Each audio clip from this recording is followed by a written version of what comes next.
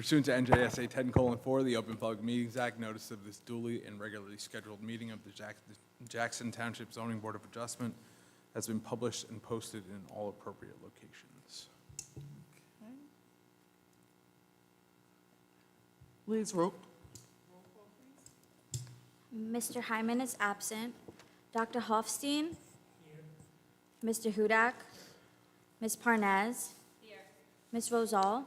Here. Mr. Martins? Here. Mr. Stafford Smith? Here. Ms. Bradley? Here. Okay, do we have any resolutions this evening? Yes, we do. We have 3. Resolution number 2024-42, resolution of the Zoning Board of the Township of Jackson, County of Ocean, State of New Jersey, granting amended site plan approval with D2 and bulk variance relief to permit the construction of on-site parking and an outdoor patio dining area on the property located at 1 Cassville Road, Block 11602, Lot 28. Eligible to vote are Mr. Hudak, Ms. Parnaz, Mr. Stafford Smith, Ms. Bradley. Move to approve. Roll call, please. Mr. Hudak? Ms. Parnaz? Mr. Stafford Smith? Yes. Ms. Bradley? Yes.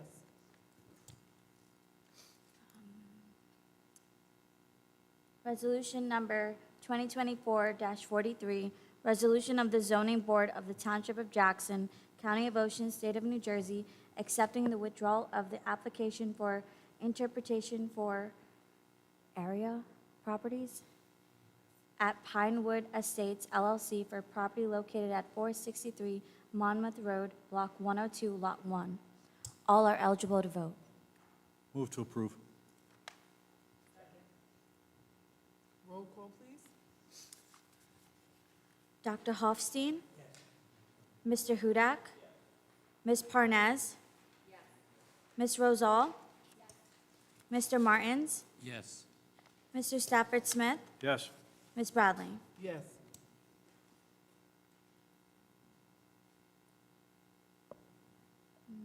The last resolution is resolution number 2024-44, resolution of the Zoning Board of the Township of Jackson, County of Ocean, State of New Jersey, accepting the withdrawal of the application for use variance for 30 Cassville Road / Carol Niccioli for property located at 30 Cassville Road, Block 17302, Lot 19. All are eligible to vote. Move to approve. Roll call, please. Dr. Hofstein? Mr. Hudak? Ms. Parnaz? Ms. Rosal? Mr. Martins? Yes. Mr. Stafford Smith? Yes. Ms. Bradley? Yes. Elizabeth, do we have any minutes this evening? No, we do not have any minutes, Madam Chair. Okay. And I have no vouchers before me, so we'll hold that off till next time as well. Yes. Any announcements this evening, Mr. Murphy? No, Madam Chair, there's no announcements. Okay, let's swear in our professionals then. Thank you for raising your right hand. Gentlemen, do you solemnly swear or affirm that the testimony, information, questions, or comments that you're about to present before the board will represent the truth, the whole truth, and nothing but the truth? Yes. Yes. Thank you. If you'd each please state your name and positions with the board. Evan Hill, Board Engineer. Ernie Peters, Board Planner. Jeffrey Paporo, Zoning Officer. Thank you, gentlemen. No executive session this evening, Mr. Murphy? No, I had announced last time that we would be having executive session this time. Unfortunately, the best laid plans, right? That will be probably pushed till the next upcoming meeting, which is the 18th, I believe? Yes, 18th. Thank you. And no matters for discussion? No matters for discussion, Madam Chair. All right, so we're going to move on to our applications. Applicant number 1, Anthony and Patricia Travisano, variance 3513, block 2801, lot 81. Just a reminder before Mr. Travisano gets started, please remember to use your microphones. And Mr. Travisano, remember, you have to yell because you know the acoustics in here stink. Thank you. Good evening, Mr. Travisano. If you would, please raise your right hand. Do you solemnly swear or affirm that the testimony, information, questions, or comments that you're about to put before the zoning board are the truth, the whole truth, and nothing but the truth? I do. If you would, please state your name, Anthony Travisano, spell your last name, Travisano. and if you could, just tell the board your affiliation with this application. You're the I property own owner? the house, homeowner. Thank you. So, Mr. Travisano, I know you were here before, but why don't you tell the board again what it is you're looking to do? Put up a 6-foot fence across the front of the house and down the side. And just one thing, we had an issue before with the lattice work that was up. I'm willing to cut that to the 6-foot level, if that makes things easier. So, yeah, we're just going to go across the front behind the bushes that are already there. Just to refresh my recollection, this is the application where the fence is actually proposed forward of the dwelling, correct? That's correct. This is not a corner lot. This is a 6-foot-high fence in the front yard. The applicant at the prior meeting had put on the record his reasons why and his hardships associated with those. During the testimony, a board member brought up a question about the 8-foot-high lattice, which was used for growing vines, I believe, and bushes. It wasn't part of the fence, but it was taller than 6 foot. It was 8 foot, and at that point, one or several of the board members wanted to go visit the property, and then we asked the applicant to come back after that site visit. But the applicant has volunteered and agreed to cut that down to be 6 foot high, which is consistent with the proposed fence. And just to, again, to place on the record, Mr. Travisano had previously placed on the record proofs related to his need for a C variance. And I believe that the appropriate C variance here, if we were to consider granting same, would be the C1 hardship variance. That requires findings by the board as to the positive criteria, meaning you have to find that there's a hardship associated with the property. It has to be of an exceptional nature, dealing with either the topographic situation or where the property lies, things of that nature. Something that the applicant himself did not create, but something that needs to be remedied despite what the zoning ordinance provides for. Secondly is the negative criteria. Mr. Travisano has to show the board that there is no substantial detriment to the public good or the surrounding neighbors, as well as the fact that there's no substantial impairment to the intent of both the zone plan, meaning the master plan, and the zone ordinance, meaning the ordinance that controls within the R3 zone. So that's the criteria that you're evaluating this under. And just to briefly summarize, and Mr. Travisano, if I'm incorrect, so that we're not here all night, my understanding is that due to increased traffic in the area, increased noise, things of that nature, that result from Adventure Crossing, is that correct? That's correct. You're requesting the ability to place a 6-foot fence in forward of your dwelling. That is correct. To alleviate those conditions you did not create. Yes. So that was the hardship that was testified to by Mr. Travisano. Excuse me. Any questions for the applicant? Excuse me. I believe we had an exhibit of the proposed fence and like where it would be, either on a site, I think it was a site plan.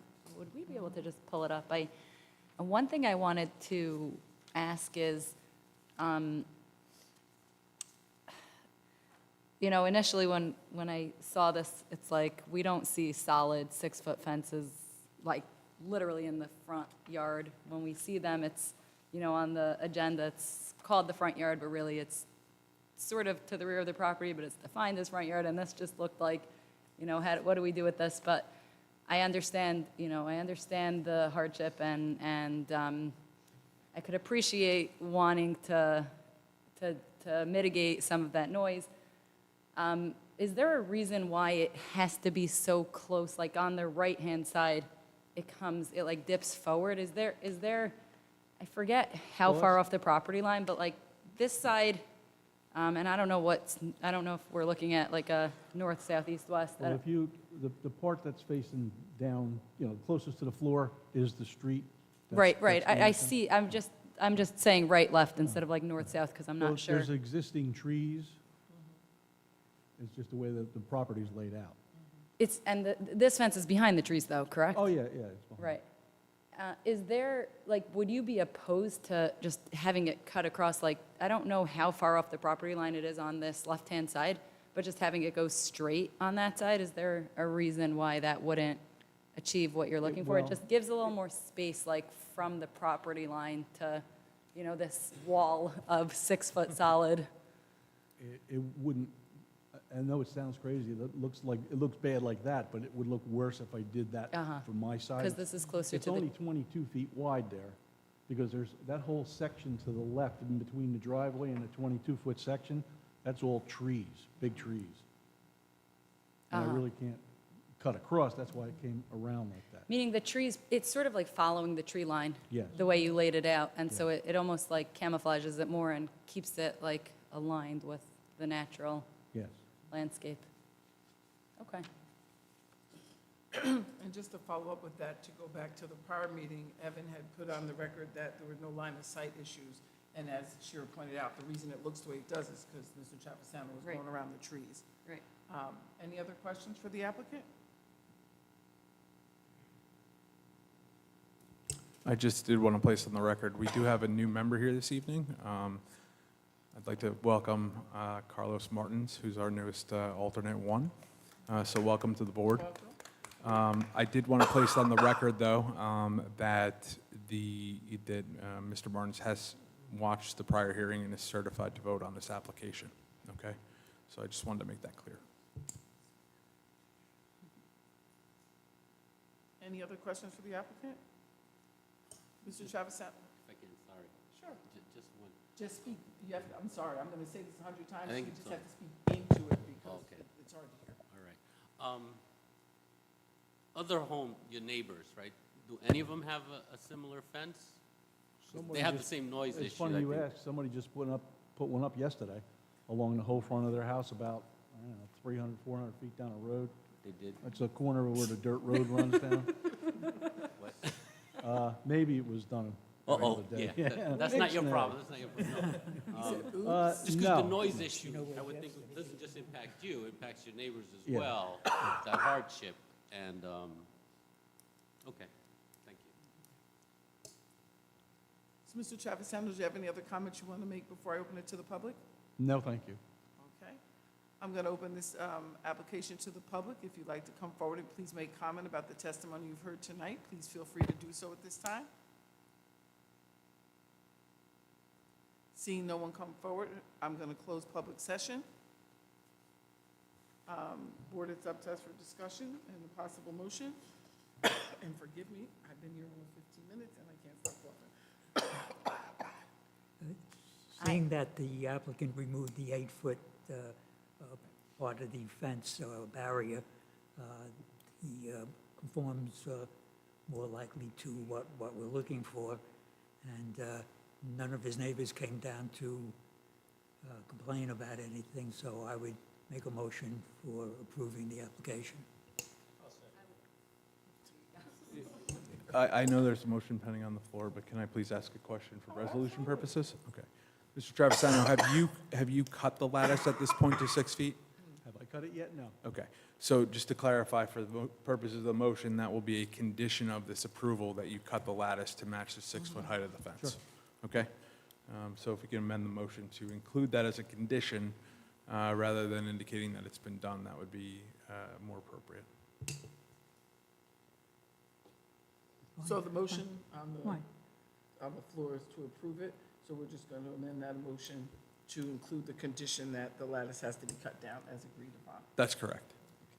So we have a motion That's and a fine. second? And As that's long fine as, by me. as long as Dr. Hofstein's okay amending that motion according to what I just placed on the record. And he has indicated that's the case. So we're going to, Mr. Hudak, do you still second that motion as amended? Then we have a motion and a second on the floor. Roll call, please. Dr. Hofstein, Yes. Mr. Hudak? Ms. Parnas? Yes. Ms. Rosal? Mr. Martins? Yes. Mr. Stafford Smith? Yes. Ms. Bradley? Thank you very much, everybody. Okay, we're going to move on to applicant number 2, Jacqueline Kulari. I hope I didn't butcher your name. Variance 3515, block 3902, lot 95. I'm a little short for the microphone. Hey, you can pull it down. And feel free to yell. We all, that's why put my face this close to the mic so you can hear me. Thank you, I appreciate it. If you Hello. would please Is raise that your right better? hand. That's great. Okay. Thank you. If you would please raise your right hand, thank you very much. Do you solemnly swear or affirm that the testimony, information, questions, or comments that you're about to present before the board will represent the truth, the whole truth, and nothing but the truth? I do.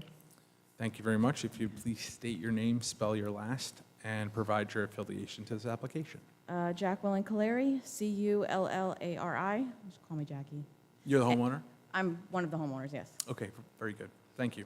And then I'm here for, I have an undersized lot. I'd like to build a single housekeeping unit for my mother, who's very, very sick, so she can live with me. That's why I'm here. Why don't you tell us a little bit of the size, dimensions, all that, dimensions, materials, all that kind of stuff. Okay, do you need like what it's gonna be built by? I just need to grab my phone.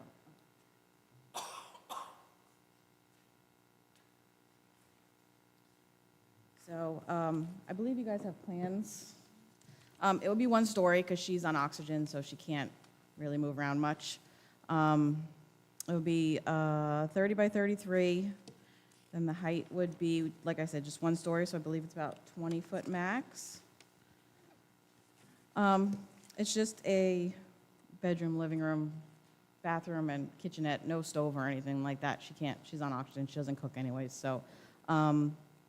My contractor actually sent me, because I watched the meetings, and I was told, I'll just read this to you, is that okay? All framing will be wood, fir, and manufactured on inside, treated lumber anywhere outside of the sheathing, and anything that's in contact with the masonry, i.e. sill plate. Foundation will be poured concrete, footings with solid CMU foundation walls, siding, double 4 clapboard vinyl siding. I'm getting all new vinyl siding, so when this is done, I will be seeing a lot of you. New siding, new roof. We're going to end up applying for a new septic as well before this is all done, because I know that's part of all the codes and permits. Interior finishes, like I said, to be determined. He said it's going to be very simple, drywall and basic kitchen cabinets. I don't really know exactly what else you need to know, but there's also going to be extension. It's on the plan, a 5x5 extension of our deck. She's going to have a door out, hopefully, back of her, out the bedroom to the deck, because she can't do stairs. So I just want her to be able to walk kind of like evenly from at least the backyard, so she can go outside a little bit. She doesn't really go out much now, but hopefully she will when she lives with me, so. Is there going to be a separate entrance? There will be two, yeah, so there's going to be the opening between there's like going to be just like a doorway inside the house from like my dining room, then there's going to be like a washer and dryer, then another just opening into her apartment, and then on the side, on the plans, there's going to be a front door, but it won't be in the front of the house, it'll be like on the side.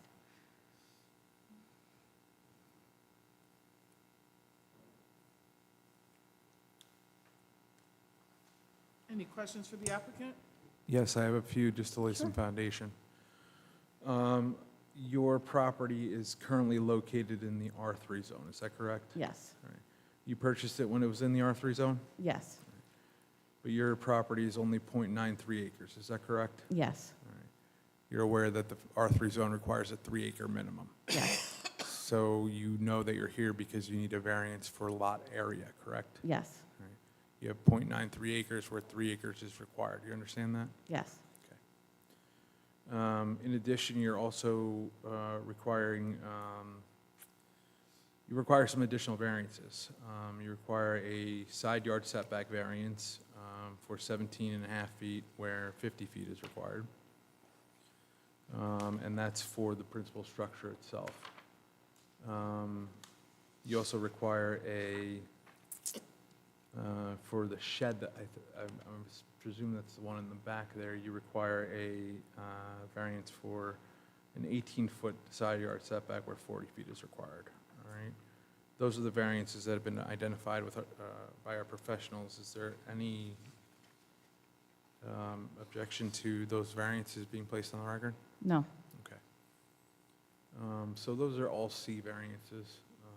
Again, we've seen this particular issue come before this board quite often lately, and it's something that I brought to the attention of council, as well as the planning board. We have an undersized lot because the zoning, which used to be R1, meaning that this lot was probably conforming at the time that it was created, is no longer conforming because the zoning was changed from R1 to R3. That in and of itself is creating a hardship through no fault of the applicant that is preventing her from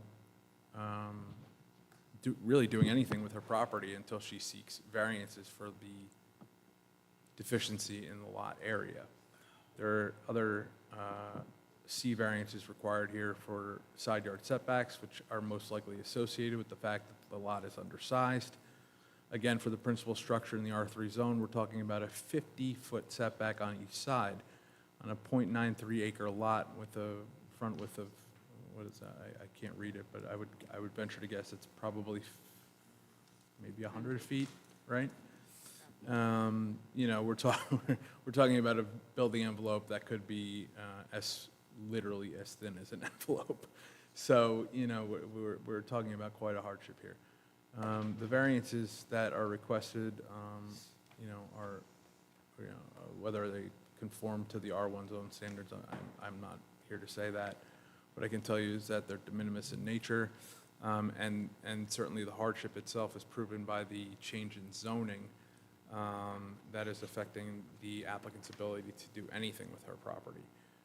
You need to decide whether the negative criteria, which we put on the record before, but I'll place it on the record again, whether the whether there's any substantial detriment to the public good by what's being proposed, and whether there's any, or whether there's any substantial impairment to or impact upon the zone plan and zone ordinance by what's being proposed. Again, this is a residential structure with the proposed residential addition. So that's something for the board to consider. Looks like Evan might have some comments.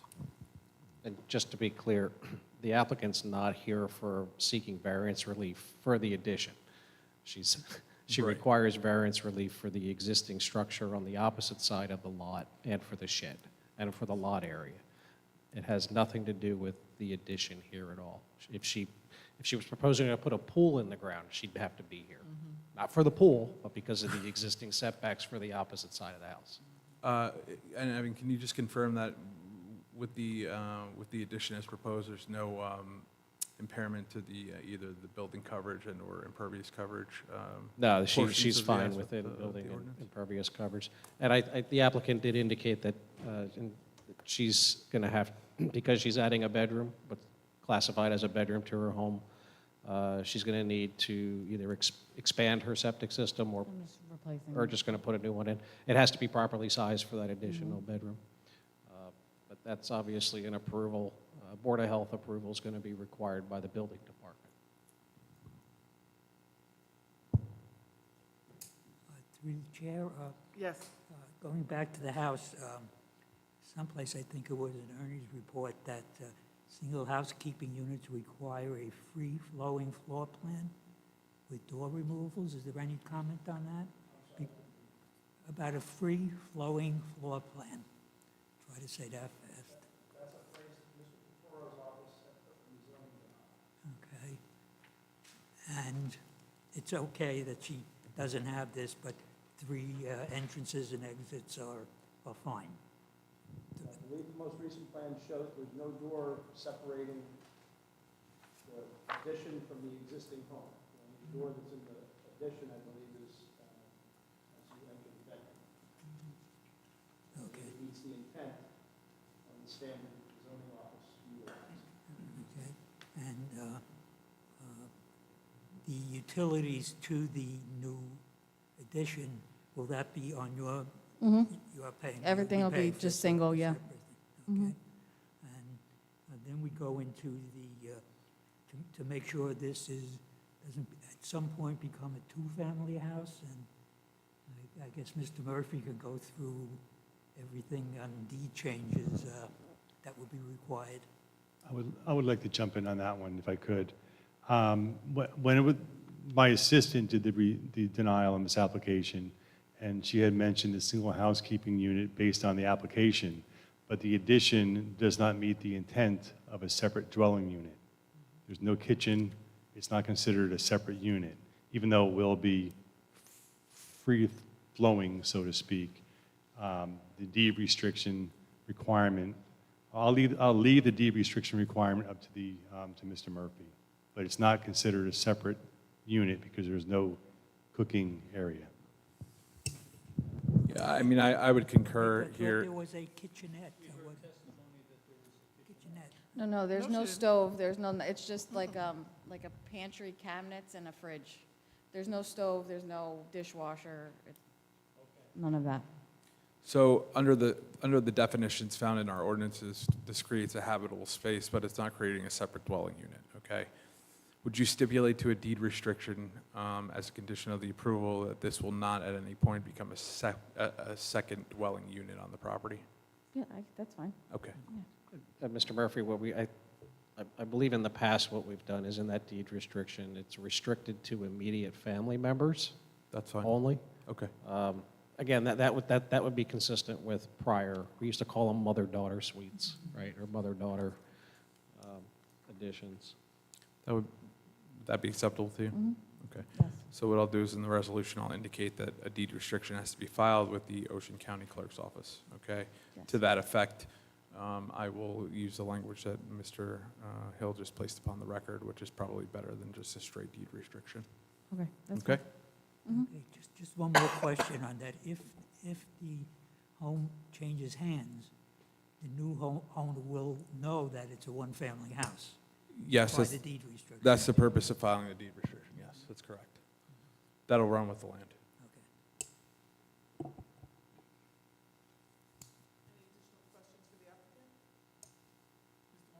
Yes. To access the bathroom, do you have to go into the house? Is there a separate bathroom somewhere? The bathroom is within her, like, the bedroom. It's within this, Uh-huh, yeah, she has a full bathroom. the full Full- bathroom uh-huh. in this area that would be approved? Yes. Okay, thank you. Sure. The language of like single housekeeping unit, I mean, I just wonder if like in the resolution, we could call it a mother-daughter unit, just to make it super clear, you know, and that sort of is consistent with the deed restriction and the intent. Yeah, I mean, if that's acceptable to you, I think I also had a similar thought.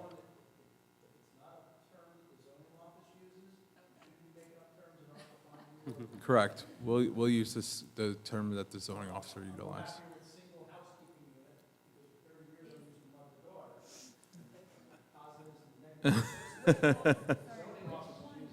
They're our enforcement tool. What's the term in the Jackson zoning ordinances? Well, there's no term, it's something that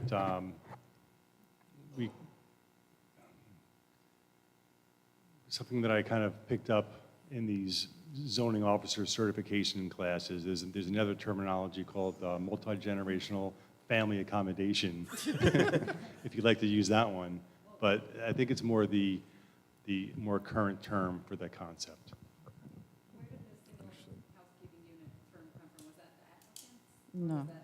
It's something, like I said, our office had kind of generated over the years based on examples of what other towns referred to it as. We could certainly, as part of year-end, recommend to the governing body or the planning board that take the issue up, get 21st century nomenclature put on it so that it matches what, quite frankly, the state of New Jersey and New Jersey planning officials are asking our zoning professionals to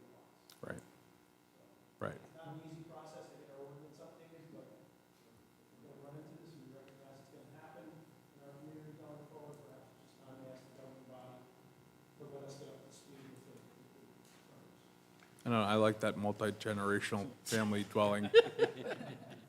That was a mouthful, but it sounds nice and legal, so. So I just have a quick question for my own edification. I'm sure it'll probably help some other people up here. If, I know it does not, I understand that it does not have a kitchen. If it had a kitchen, would it be seen differently than a single housekeeping unit or a mother-daughter or multi-generational? Is there a difference between those, or that's just an exchange of terminology? The cooking component of the kitchen, so to speak, the sleeping, the cooking, the sanitary, that all defines a dwelling unit. You know, you can't have 2 out of 3. You should have, you know, all 3 or all 4 components. Even when I said there wasn't a kitchen, it's not considered, you know, it's not considered a full kitchen. I was just curious, because whenever you hear the term mother-daughter, you think they have a separate kitchen and everything, so that's why I was wondering if that was the reason in the wording. I don't know about that. In the past, we've seen applicants propose a full kitchen, because I guess their loved one that they were moving in, where maybe was a little bit more independent. Okay. I was just curious. Any additional questions for the applicant? I have one additional question. Just for my own understanding, like, right now, it's just basically undersized lot and setback, correct? That's pretty much what we're looking at. The use itself, doesn't need any variance? No, the only variances are associated with the existing lot, for lot area, and the side yard setback on the opposite side of the house. On the garage side. It's a pre-existing nonconformity. Right. The addition is 55 feet off of the property line, and the R3 zoning requirement is 50. So they even meet the R3 in this case. So again, the addition is not creating, they're not here because of the addition. If they were, That's the point. If this is a lot of record, It's just a lot of record. right. if this is a lot of record, they wouldn't be before the board. Yep. You got to jump in on that one. So yeah, if it were a lot of, I don't want to put ifs and whatnot, but if this lot were, right now it's .93. If it were 1 acre, she would not be here because it does meet the intent of a lot of record ordinance. It is now R3, was once R1. One of the protections of the lot of record is that you has to be at least 1 acre. And once again, it's just shy of an acre. And just for fun, we call those builder's acres because they're 40,000 square feet rather than the 43 and change that's required for a full acre. Mr. Martin? Yeah, just one clarification. I think. So at the end of the day, we would be opining on the fact that instead of 1 acre, it's only 0.93.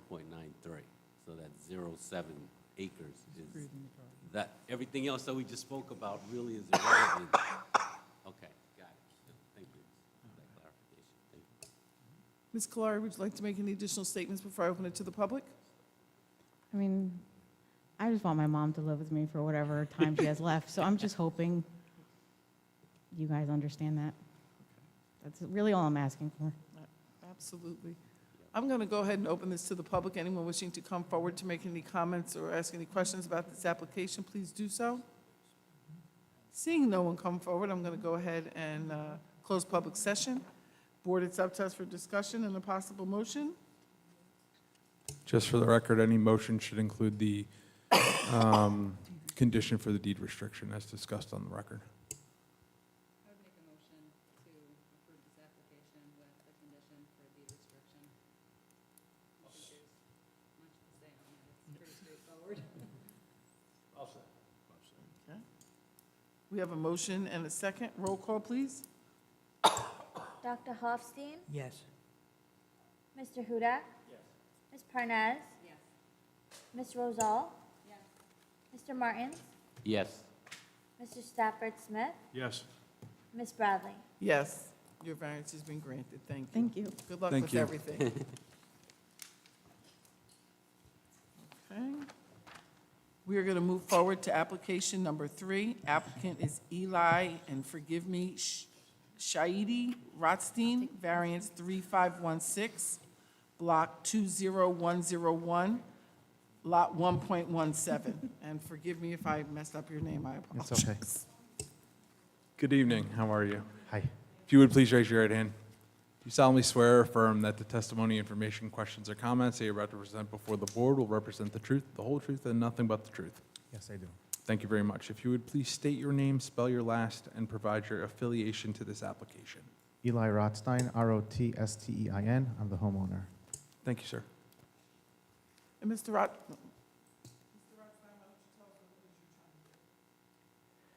So it's about a shed in the right-hand corner, and we have a pool in the middle of the yard, and we want to get approval for a variance to keep the shed on the right side.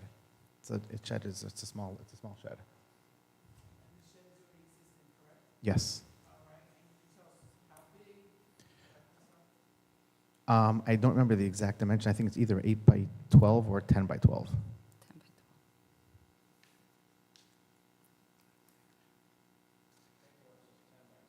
12. Okay.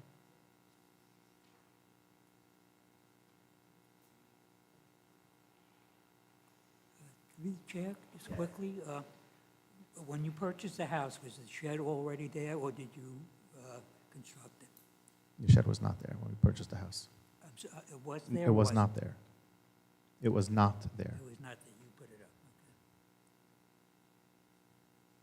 and can you tell us why you chose the location that you did? It's just in the corner of the property where it doesn't really affect any neighbors, or it's not in the center of our property, so we could have the kids still run around, and maybe even put a play set in the center of the backyard so the kids could run around. So in the backyard, where you have a place at the pool, correct? I don't have a play set. Oh, you don't have a place? No. We want to put it in where, behind the pool where, where there's open area.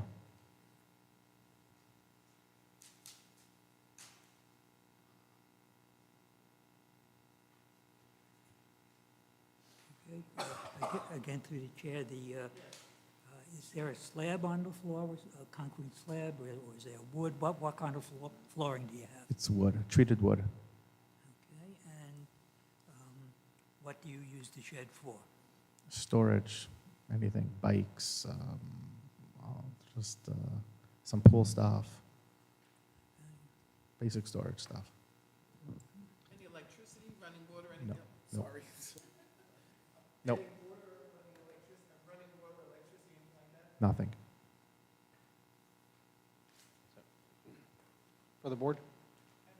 Yep. So part of the application package was a pool as-built survey. That survey identified that the shed was installed at the time that the survey was completed.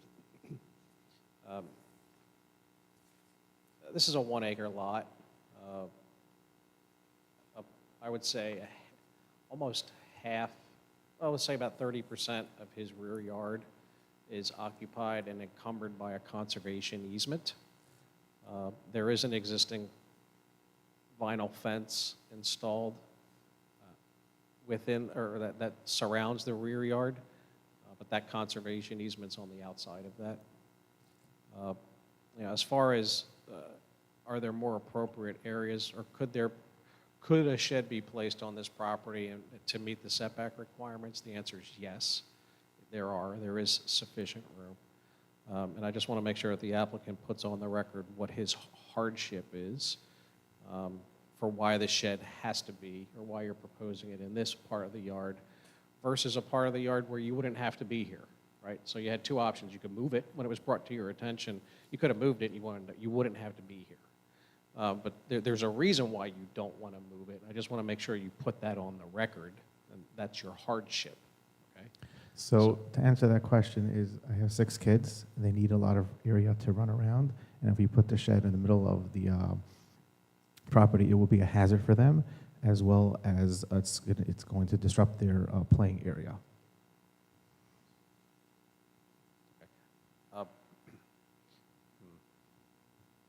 Okay. I'll let the board ask more questions if you choose.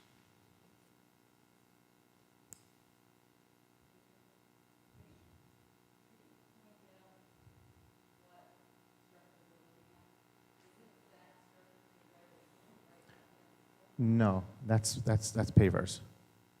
That's all pavers. To the right of that, all the way by the fence, in the right corner, there is a little shed. It's very, very small.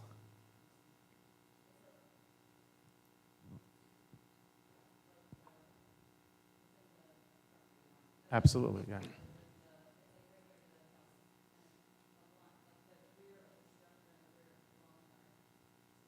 Yes.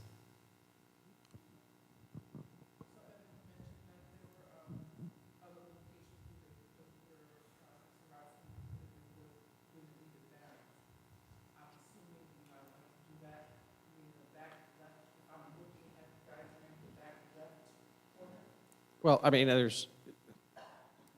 so a shed is required to be 15 feet away from a property line, side and rear, right? And if you just essentially walk along, like, scan along where the existing fence is, and you can identify that there's ample room from a zoning perspective to place a shed so it's conforming, right?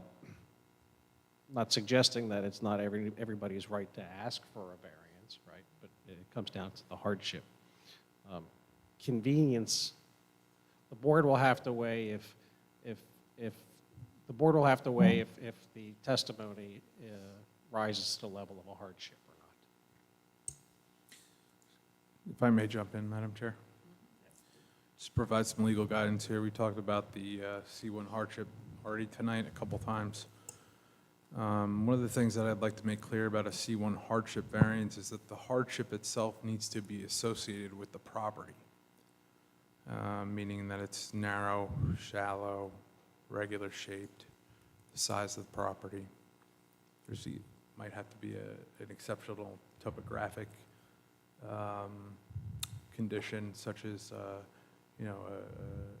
extreme slope or something of that nature that affects the ability to place certain improvements on the property, or another unique physical feature of the property that prevents compliance with the ordinance. So from my perspective, the C1 variance is clear that the hardship needs to be associated with something to do with the property itself. Location of the property, something that, an outside force that's affecting the property, things of that nature, but it has to do with the property. So just keep that in mind. So I didn't know if you wanted to put anything else on the record about your hardship here. Also, the negative criteria would remain the same. Remains the same pretty much for every variance. Actually, it remains the same for every variance. And that's the finding that there's no substantial detriment to the public good and or substantial impairment to the zone plan or zone ordinance. If I could just ask a question? Yeah. Okay, yeah. Let me see if I phrase this correctly. So if I look at the shed, right, if I'm standing in front of the shed, the left corner and the right corner of the back, are both of those corners not in compliance? I look at here, it looks like diagonal, right? Like one corner is closer, the other one is not. Is that?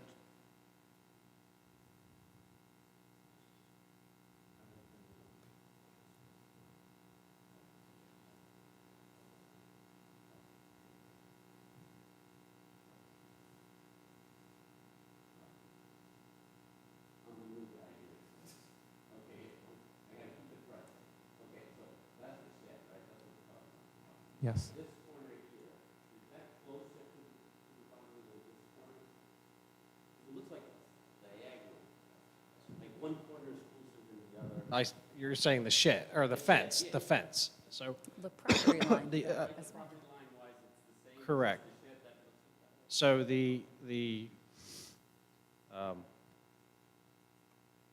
the eastern corner, the southeastern corner of the shed is closer to the property line than any other corners.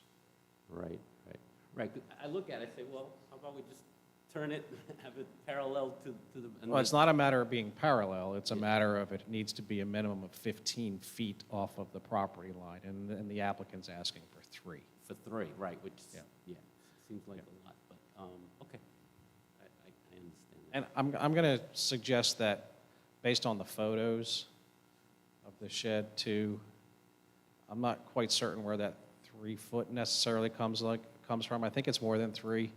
And the reason I say that is it appears to be 3 feet off the fence. Is that correct? 3 feet from the Correct. fence? The fence is about 4 feet off of the property line, so it's actually about 7 feet off of the property line minimum. Whereas That's more accurate. Whereas 15 feet would be required. So I do want to point that out. Yeah, just to be fair, because I think it makes a difference, 3 versus 7. Yeah. Yeah, 3 is tight. Could you, I was a little confused by that myself, to be honest, because when you look at pictures of the home, and I was like, that looks like it's further than 3 feet. Yeah.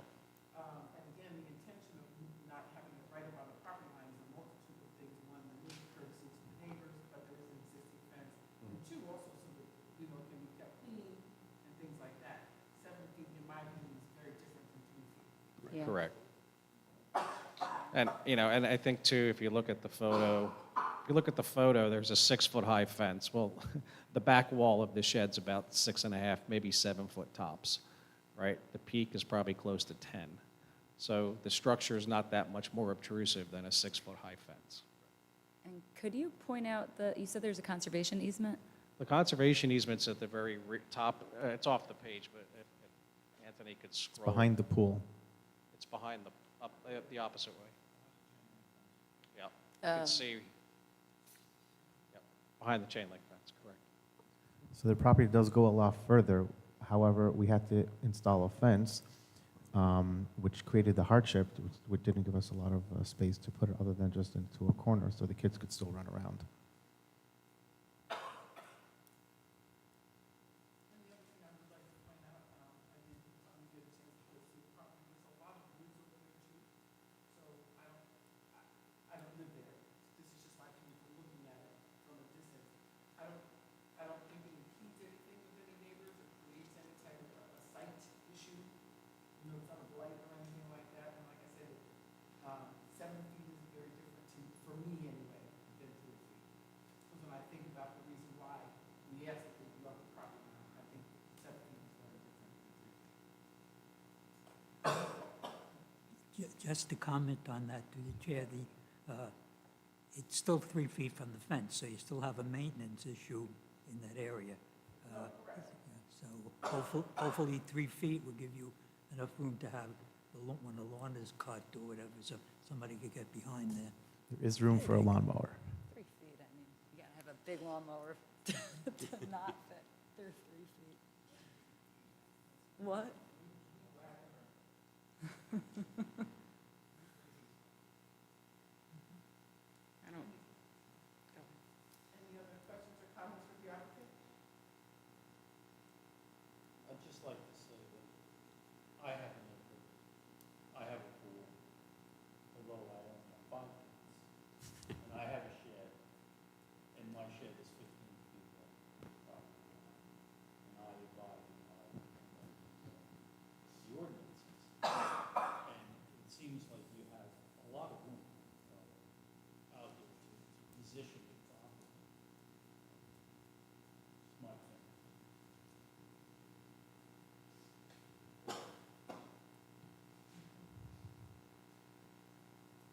Mr. Russell, before I move to the public, would you like to make any additional comments?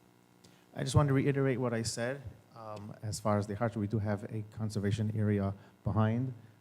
We do have a pool in the center, and we do need area for the kids to run around. Again, if the shed is moved towards more of the center area, it could be a hazard, and it prevents them from running around freely.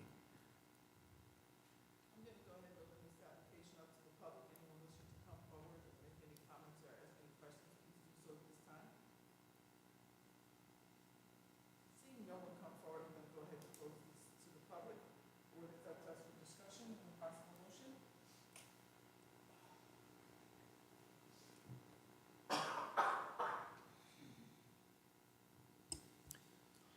Just so the board is aware, there is a second option for a variance in this particular case. You have the C2 flexible variance. I like to call it, for short, the catch-all. And that is where the applicant has satisfied you that the proposal advances some purpose of zoning, as found in NJSA 40:55D-2,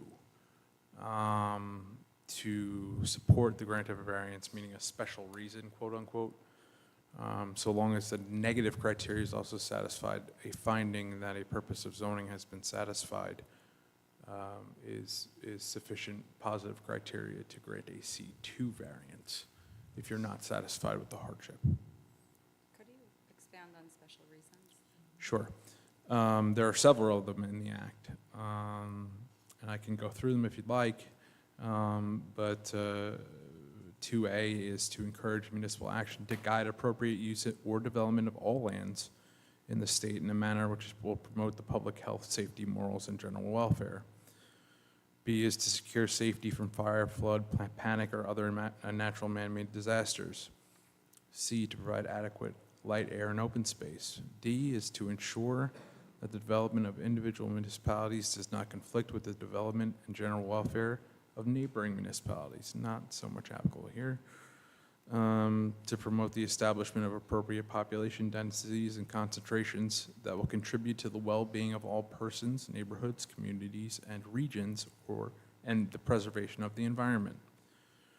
To encourage, this is F, to encourage the appropriate and efficient expenditure of public funds by coordination of public development with land use policies.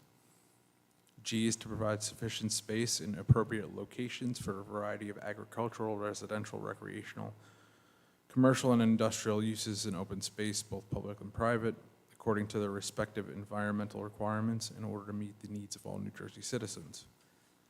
H is to encourage the location and design of transportation routes, again, not so much applicable here. Are we going until Z? There are, I was going to go through them, but I think I've already set forth probably the only ones that would be applicable to this type of application, which I believe that the board could, again, I'm not telling you what to find, but I believe that there could be sufficient testimony in the record to perhaps support a finding under 2A or 2C, Yeah. if you wanted to. Madam Chair? I hate when an applicant comes and they have something existing, it's not legally a hardship, it feels like a hardship, but, I don't think it satisfies the C1 hardship. It didn't, maybe, you could stretch a little, but honestly, especially when I thought it was 3 feet from the property line, I felt like it was really just a stretch. Considering 2A, though, I think the fact that it's 7 feet from the property line, there's literally no negative impact, it seems like, to the neighbors, to the intents and purposes of zoning. I think the negative criteria are really satisfied here, in my opinion. And under 2A, it does promote the use of the property in, I don't remember the language. It said it better than I could remember.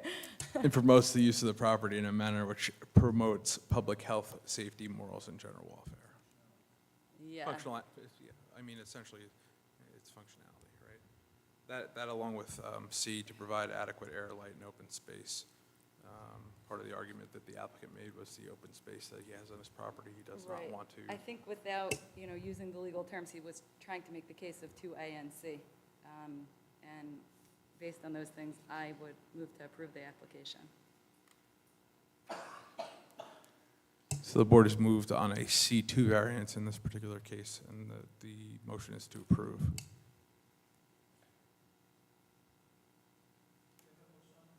I have a question. Would a shed this size require a permit to be constructed? Under 200 feet. So it's 10 by 12. Anything over 100 square foot generally requires foundations. So typically what would happen in this case is if the board were to grant the variance, that allows Jeff ultimately to issue a zoning permit, and then the next that zoning permit is walked over to the building department to make sure that any and all necessary building permits are obtained. That was the point of my question, is that we include, not necessarily conditional approval, but so we don't create another problem. This isn't the last stop. I mean, if any construction permits are required for the shed that haven't been obtained, they're gonna have to be obtained. And correct, if permits are required, but based on the square footage, anything over 200 square feet requires a building permit. Thank you. I know we have a motion, I have a comment and a question, and I just want to be clear, I know that I said 7 feet is very different for 3 feet, but, Evan, I'm going to push on a little pressure here. How, if we look at the map where the shed is now, and Mr. Martin's made the point about turning it, but even if we don't turn it, if we shift it towards the right, it says porch, if we shift, so you're only talking, what, 8 feet? Because if we're saying it's approximately 7 from the property line. Yeah, I think if you looked if you go back to the photos, you'll see that there's a gate right there as well. The front gate. Yeah, there's a front gate right there. So, I think I know what you're suggesting, though. If you take the shortest distance between the shed and the side fence, and you increase that to be consistent with the slightly larger distance of the other corner, right? Make it parallel, then maybe it's 5 feet from the fence instead of 3 and 5. Make sense? Therefore, instead of 3 feet, it might be, let's say, 5 feet or 6 feet. Plus the distance from the fence to the property line, which looks like it's another 4. So now you're probably closer to that 9 to 10 foot range away from the property line, minimum. So that's up to you. That's really up to you. So I'm no expert, I'll be the first to tell any of you Yeah. here, I've never built a shed, I wouldn't know. how to do Yeah, I mean, look, it can be done. These are modular. They're meant to be picked up, moved around. I mean, if it's empty, you could probably get 4 of your buddies out there with you on a Saturday and just drink a couple beers and move it, right? I mean, that's always a fun time. It can be done. I look at it from a practicality standpoint. You know, I mean, you got a 6-foot-high fence behind a 7-foot-high shed. So I'm going to leave that up to you. You guys make the big bucks. That's your decision. Oh, yeah. Paycheck is huge. That's a joke for everybody who doesn't know, that is the joke. I was just looking for some, nice being here. I was just looking to find some medium ground here. I do agree with what Shira said, yes, it's not a hardship, it's obviously not a C1, but in trying to be accommodating to all, I understand exactly what Mr. Hudak said. He followed the rules, he did what he was supposed to do, and not to say that Mr. Rothstein broke the rules, but what can we do to find the middle ground is what I was looking for. So the ordinance requires 15. If you're 15 foot, right? It's at least, let's say, 6 feet away from the property line right now. If you're not comfortable with 6, you can impose a minimum distance away from the property line, not the fence, the property line. So if you're thinking there, he's currently at 6, that may not be enough. 15 is required. I think that's up to you to tell the applicant the minimum distance you'd like to see it and let him, in this area, and let him conform accordingly.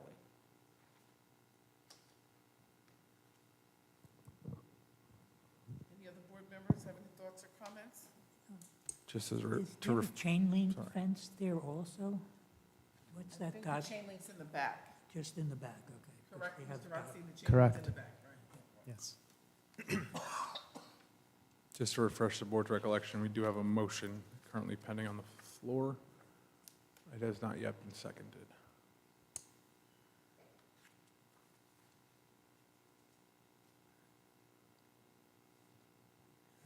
Is there a motion on the floor?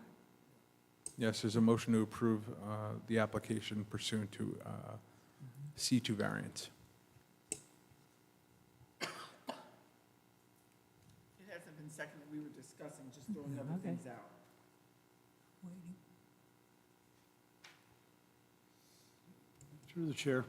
Yes.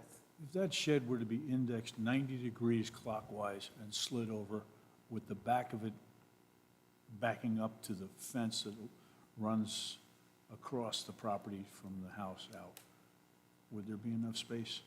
Would it meet the criteria of the setback? Are you referring to the property line? I mean, the setback line? Indexing the shed 90 degrees, moving it from the side yard fence closer to the house, backing up to the existing fence that runs from the house out. So there's a gate right there. There's a gate Oh, in the there's a gate, fence okay. there, yeah, I which thought- provides access to the back, the rear yard. Okay. Thank you.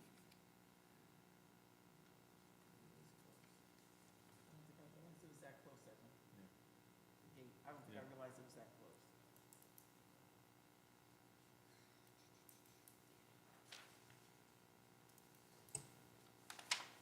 Is there anyone who wishes to second the motion currently pending on the floor?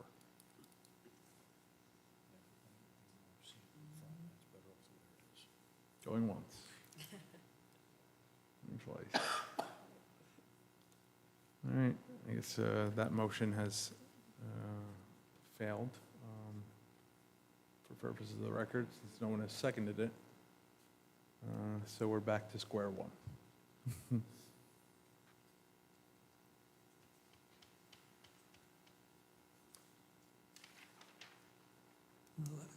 Guess I'll just make a comment.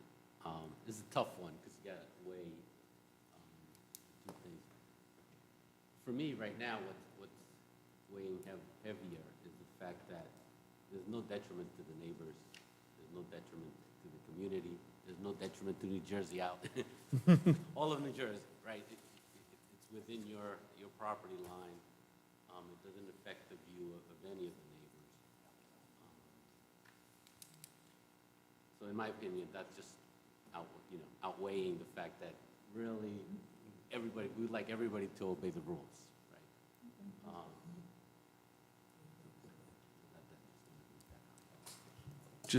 Just for legal purposes, just recall, even if the negative criteria has been satisfied, which it may very well have been, the law is very clear.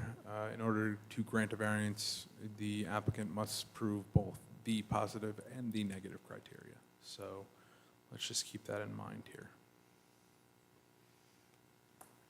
I think the board has, through its discussions, have decided he may have met the positive criteria, but there's no negative criteria that were met or mitigated or reason that there was any negative criteria.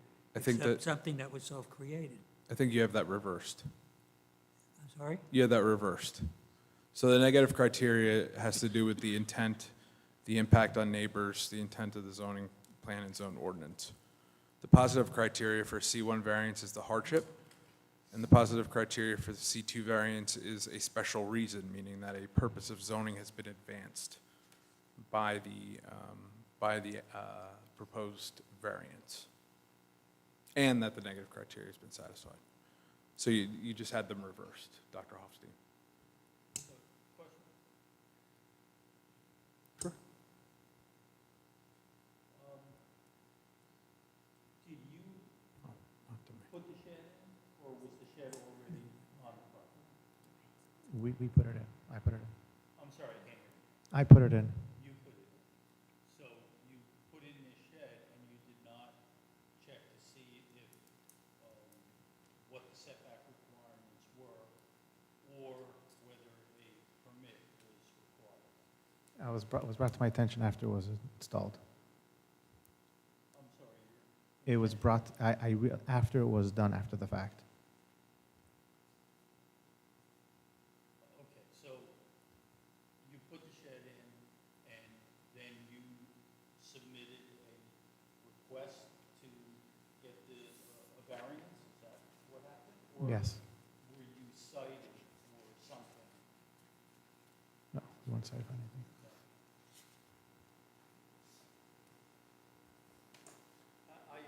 Listen, I have failed to see a hardship.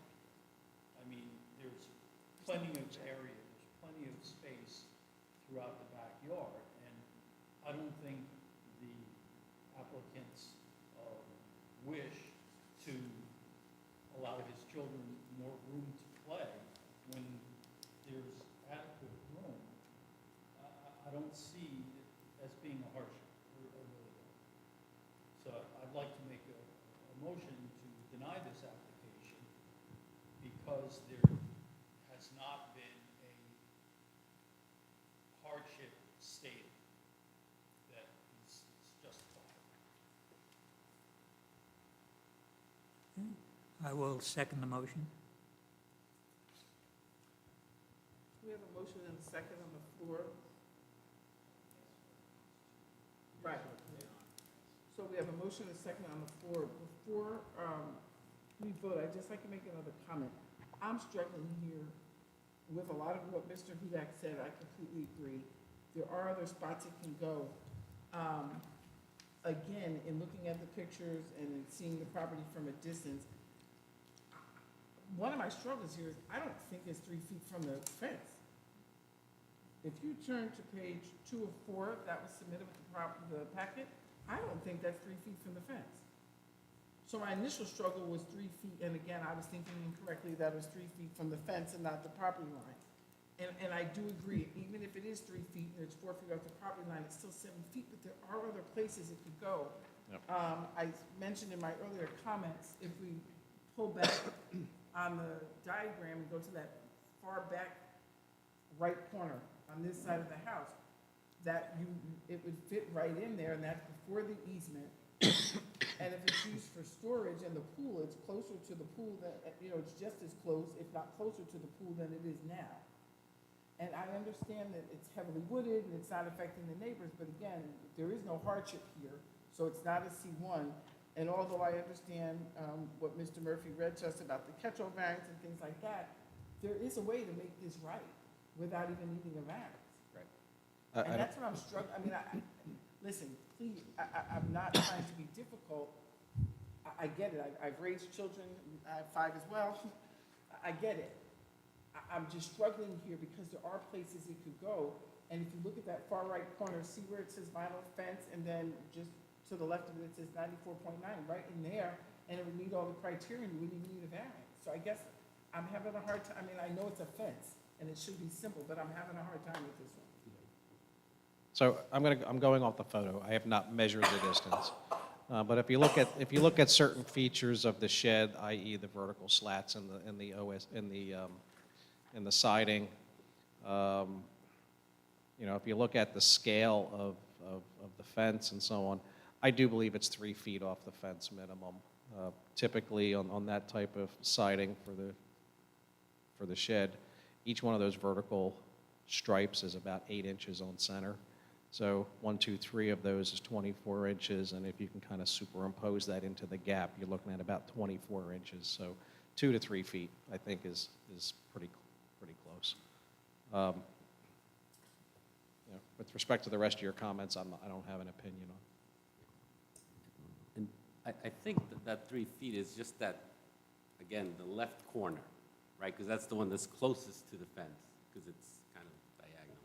That's where the 3 feet comes from. The other corner is more than 3 feet. 3 feet, I think, doesn't play a factor. Correct. All right, so we have a motion and a second. If, before we take roll call, I just want to be clear so we all know exactly what we're voting for. If we vote yes, the yes is to deny the variance. A no vote is to pass the variance. Did I say that right? So no, that's not, No. that's not Right. correct. A yes vote would be to approve the motion, which is to deny the variance as requested. A no vote would simply mean that you're not voting to deny the variance as requested. Does that make sense? That doesn't mean that you're voting. Yeah, okay. That's correct. Roll call, please. Dr. Hofstein? Yes. Mr. Hudak? Yes. Ms. Parnas? No. Ms. Rosal? Yes. Mr. Martins? Yes, only because it is relatively easy to make it in compliance. Mr. Stafford Smith? Yes. Ms. Bradley? Yes.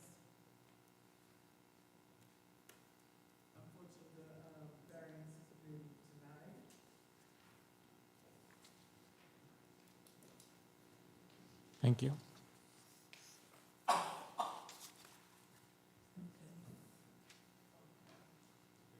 Yes, before we go into our fourth, application, we are going to take a break and we'll return at 8:30.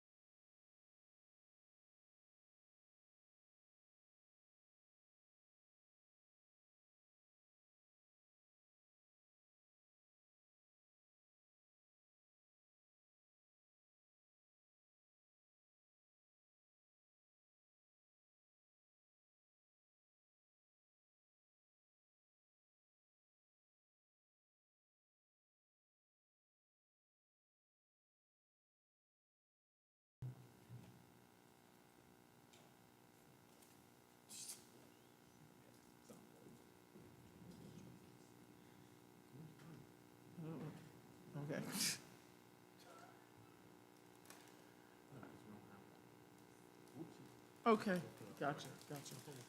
All right, we're going to move on to applicant number 4, 225 Brewers Bridge Road subdivision, Myers Zulte, preliminary and final major subdivision, number 671 with variance number 3507, block 1401, lot 21, which will be future lot 21.01. Oh, there's Ms. Jennings.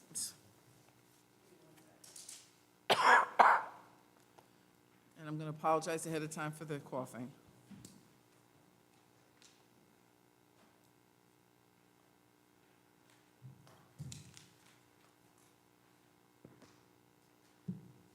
Just for purposes of the record, there is a stenographer here for the applicant. And as we don't have a court stenographer, obviously there's no objection to that. I just want to place on the record that the applicant has brought with them their own stenographer.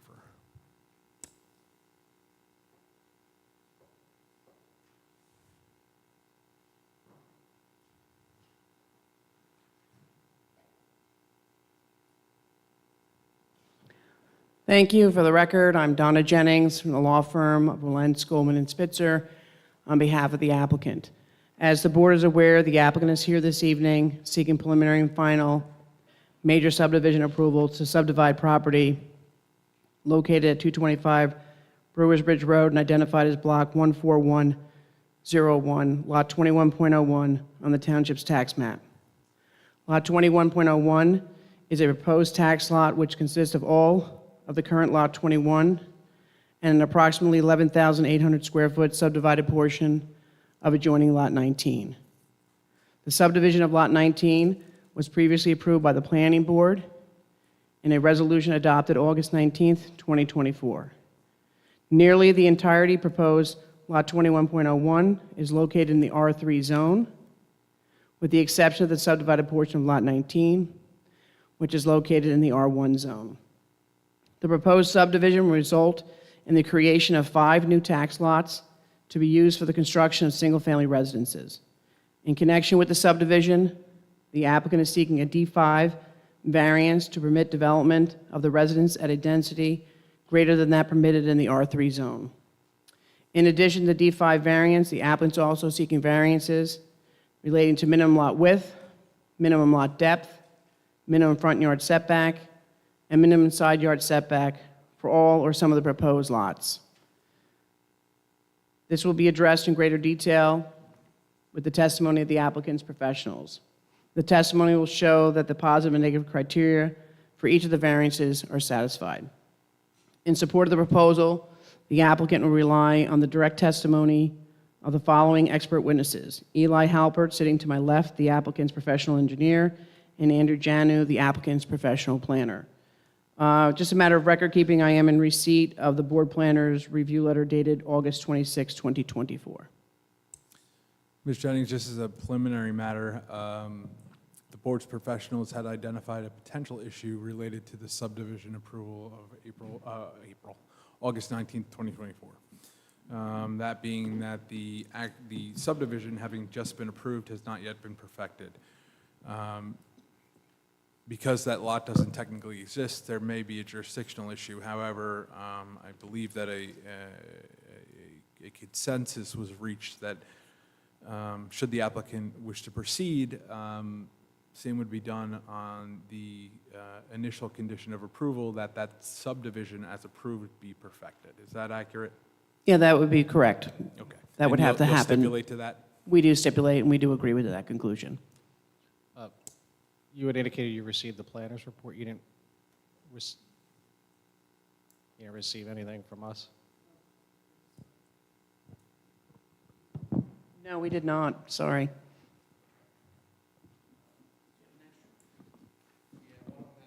One of them has some markups on it, so let me just make sure I got the right one.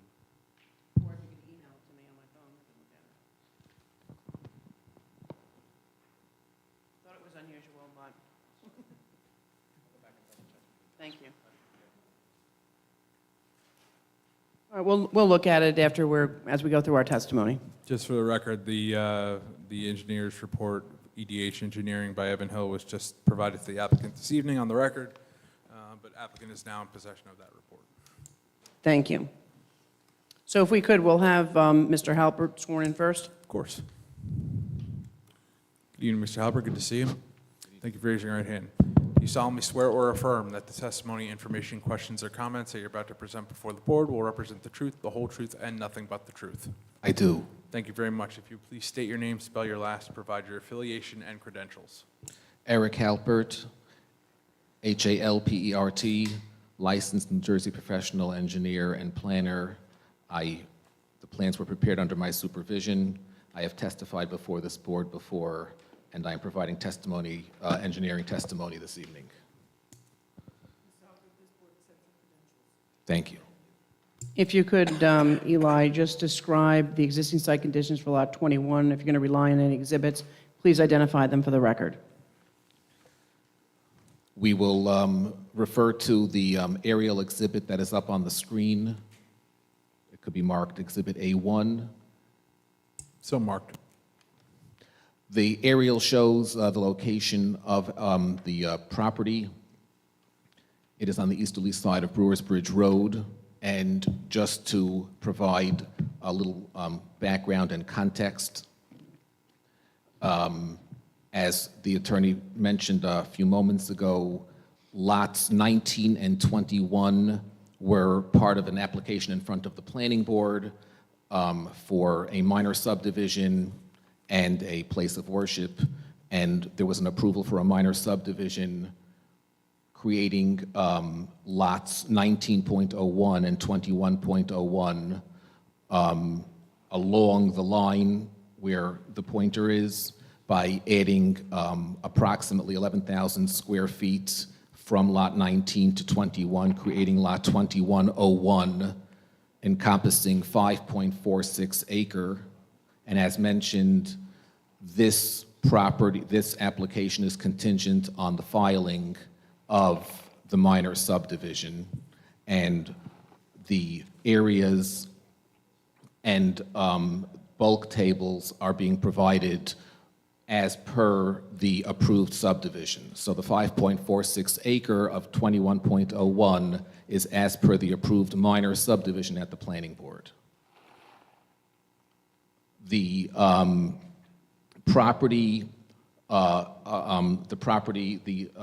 aerial exhibit shows several other features.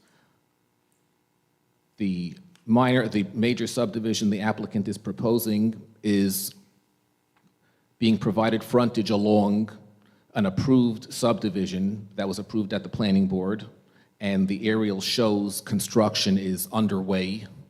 We'll refer to that as the Holden Court subdivision. That is a roadway being installed, currently under construction, and that was an approval to subdivide the lot into 6 buildable single-family homes and an additional stormwater management lot. Those are lots in the R1 zone, and those lots are across the roadway from our property. And that is what this leader is referring to over here. This is the Holden Court subdivision. Our subdivision is relying on the infrastructure that will be installed, and that was approved, and that will be installed as part of the previously mentioned subdivision, the roadway, the curbing, and other infrastructure. The proposal of our applicant, of this application in front of the board, is to subdivide the property into 5 buildable lots without any infrastructure improvement within the roadway, within the curbing, and we'll discuss sidewalk and other trees, shade trees, as we go along the discussing the application. The aerial exhibit also shows the demarcation between the R1 zone and the R3 zone. The property of the Holden Court subdivision is located within the R1 zone. As the board sees, the R3 zone demarcation runs along the applicant property, or most of the property, and our properties within the R3 zone, and that is why we're before the zoning board, because we're seeking a density variance, where one unit per 3 acres is the requirement, and we are proposing greater than that. We're proposing 5 units in the 5.46 acre property.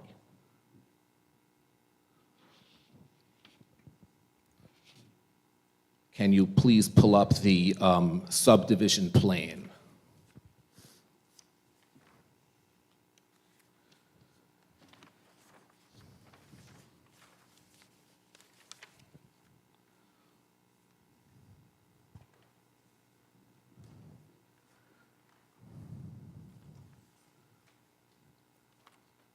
Can you go to the last sheet?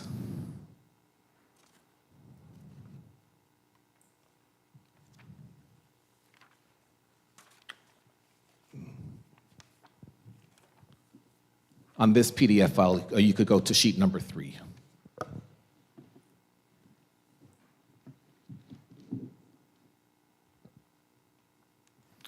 And could you zoom into this area where we're showing the improvements?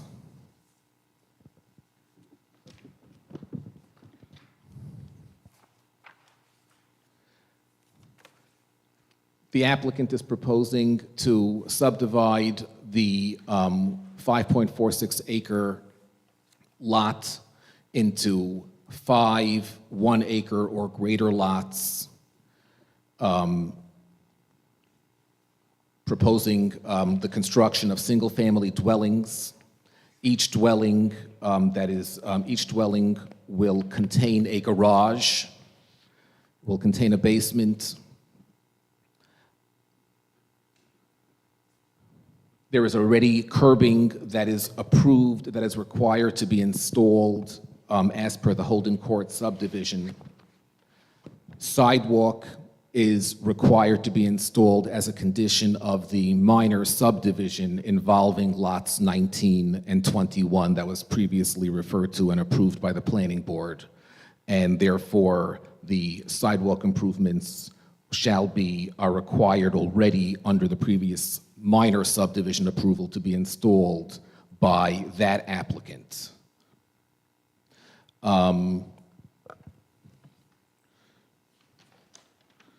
Just to go through some of the bulk requirements and the bulk variances.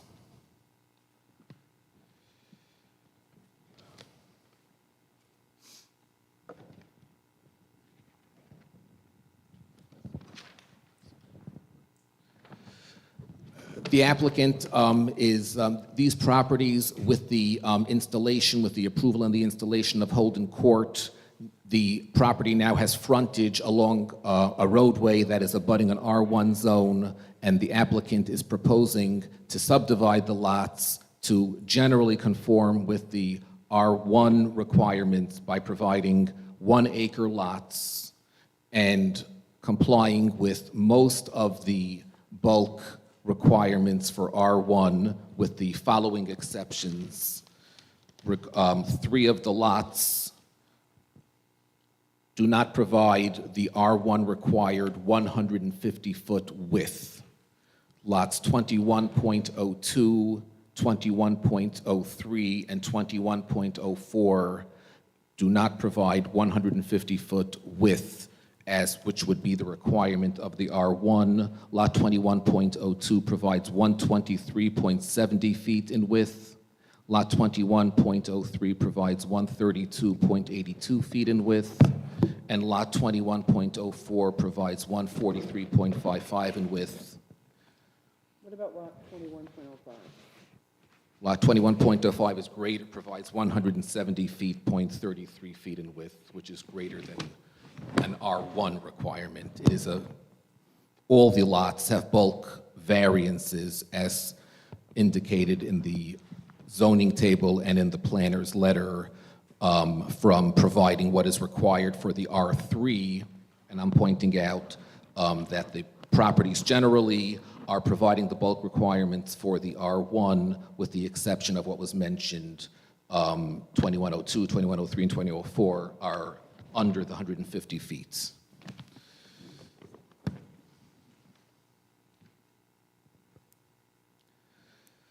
The applicant will be proposing to construct dwellings indicated as a footprint of 4,875 square feet. If the board would grant approval, these footprints could change but will conform to the zoning requirements. And the parking that would be provided would be 20-foot wide driveways for 2 cars across, and the driveways would be able to accommodate 4 cars. Additionally, the applicant would be proposing to provide a garage, a 2-car garage. So the applicant would be able to easily accommodate 6 cars. Regarding the number of bedrooms, again, the applicant has not provided architect plans and does not have architect plans. The applicant is seeking approval to subdivide and is providing a footprint. The bedrooms that would be, the applicant would be seeking to provide houses that would contain up to 9 or 10 bedrooms. And there is sufficient parking. Important to note, this is in the R3 zone. Even in the R1 zone, when a land is being subdivided in the R1 zone, if there is no public water or sewer, 3 acres would be needed. In this instance, Holden Court, as part of the Holden Court subdivision, that project owner is installing, and as I understand, has installed public water and sewer.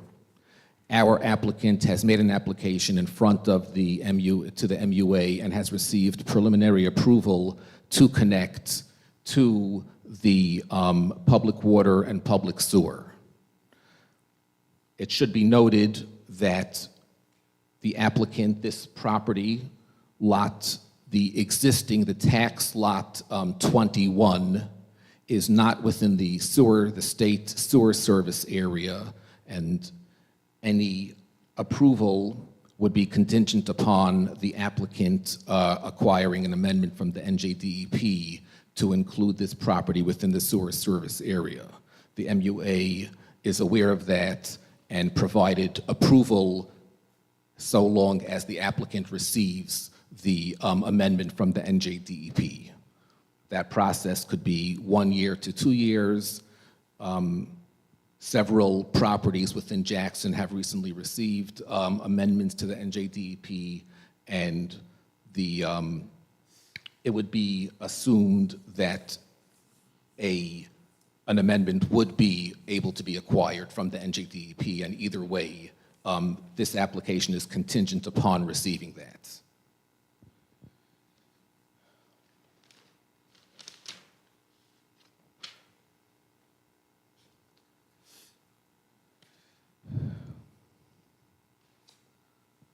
Just to discuss some of the review comments in the letter from the board planner.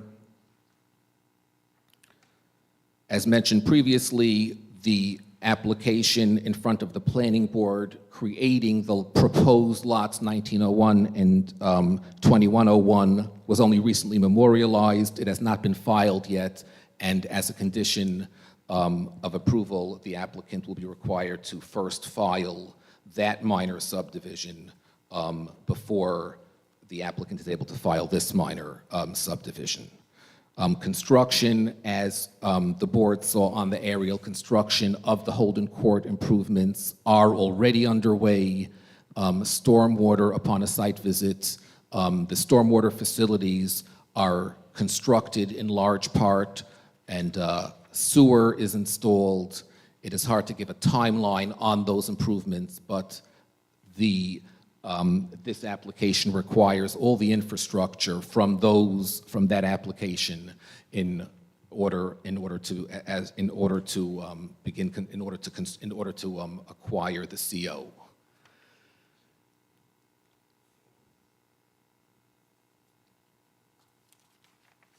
So regarding the number of dwellings, the applicant, I said the applicant would be looking to have 10-bedroom dwellings. I earlier said 9 or 10. To have an exact number, the applicant would be seeking to have 10 bedrooms, and 6 parking spaces are easily able to be provided, and the driveway width would be 2 cars abreast, double stacked, so 4 cars would be in the driveway and 2 cars would be in a garage.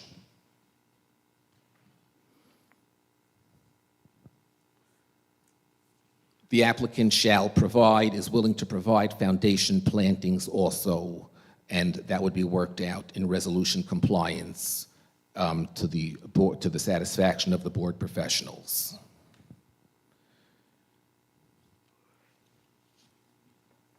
This property is a 5.46 acre property that the applicant is seeking to develop into 5 lots, and there is a comment regarding open space. The applicant is seeking a waiver from providing 10% of the tract for open space. It is a small tract of land, and a small open space would not be so utilized as opposed to a larger park. The applicant would be seeking a waiver as part of this application.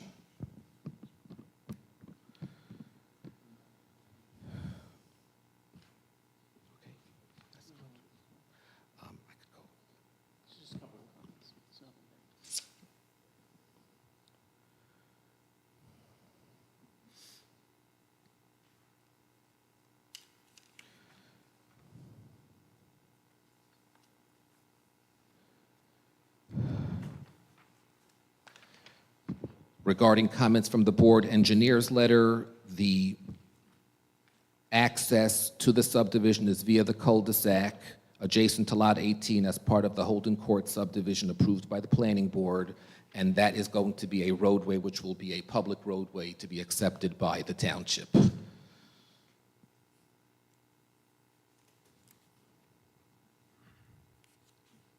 The applicant is not seeking to propose any homeowners association at this time, as no roadway is being proposed as part of this application, and the extent of the drainage facilities will be recharge trenches for each individual lot for roof coverage, and there would be no need from a stormwater management perspective to provide a homeowners association, and would not be seeking to propose a homeowners association as part of the application. So just for the record, each individual homeowner would be responsible for their recharge system and things of that nature? That's the Correct. intent? Okay, thank you.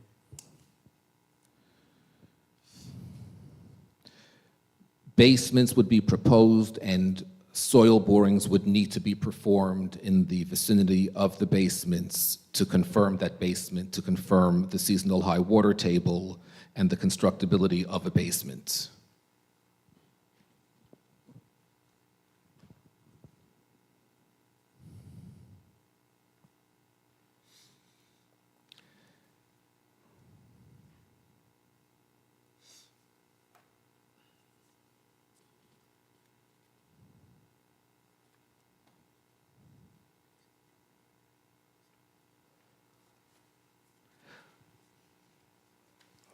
Regarding stormwater management, what the applicant would be seeking to do at this point is creating the lots and demolishing the homes. Each individual house would be constructed on the already filed maps, and therefore I do not believe that 1 acre of disturbance as part of this application is going to be is being proposed. Can I ask for clarification on that? I really don't understand what you just said. I'm sorry. I really don't. I look at it, Eric, I look at it this way. You're proposing a 5-lot major subdivision. Right? These lots do not currently exist. You're proposing them. Correct. All right. As such, if you look at the major subdivision, not a plot plan, but a major subdivision for the entire, for the application, you are proposing through grading and I'm assuming tree clearing, more than 1 acre of disturbance. But you're also proposing 5 dwelling units at just under 5,000 square foot each. It's obviously, plus driveways, so it's obviously more than a 1/4 acre disturbance. So I don't think you can convince me nor the DEP if I were to ask them that this doesn't, it's not considered a major subdivision, or it's not considered a major development. So, you know, and I do have more stormwater comments pertaining to that too. So are we in agreement that it's considered a major subdivision? Okay. Yes. All right. And as such, you're going to be required to provide more than just infiltration of the roofs. Correct. Right? You're going to have to provide detention, or you're going to quantity and quality for the disturbance or the land conversion from trees to grass and impervious. A full stormwater report. Correct. So how you do that, look, I say engineers, we can kind of engineer just about anything. So if you're still going to propose individual on-lot,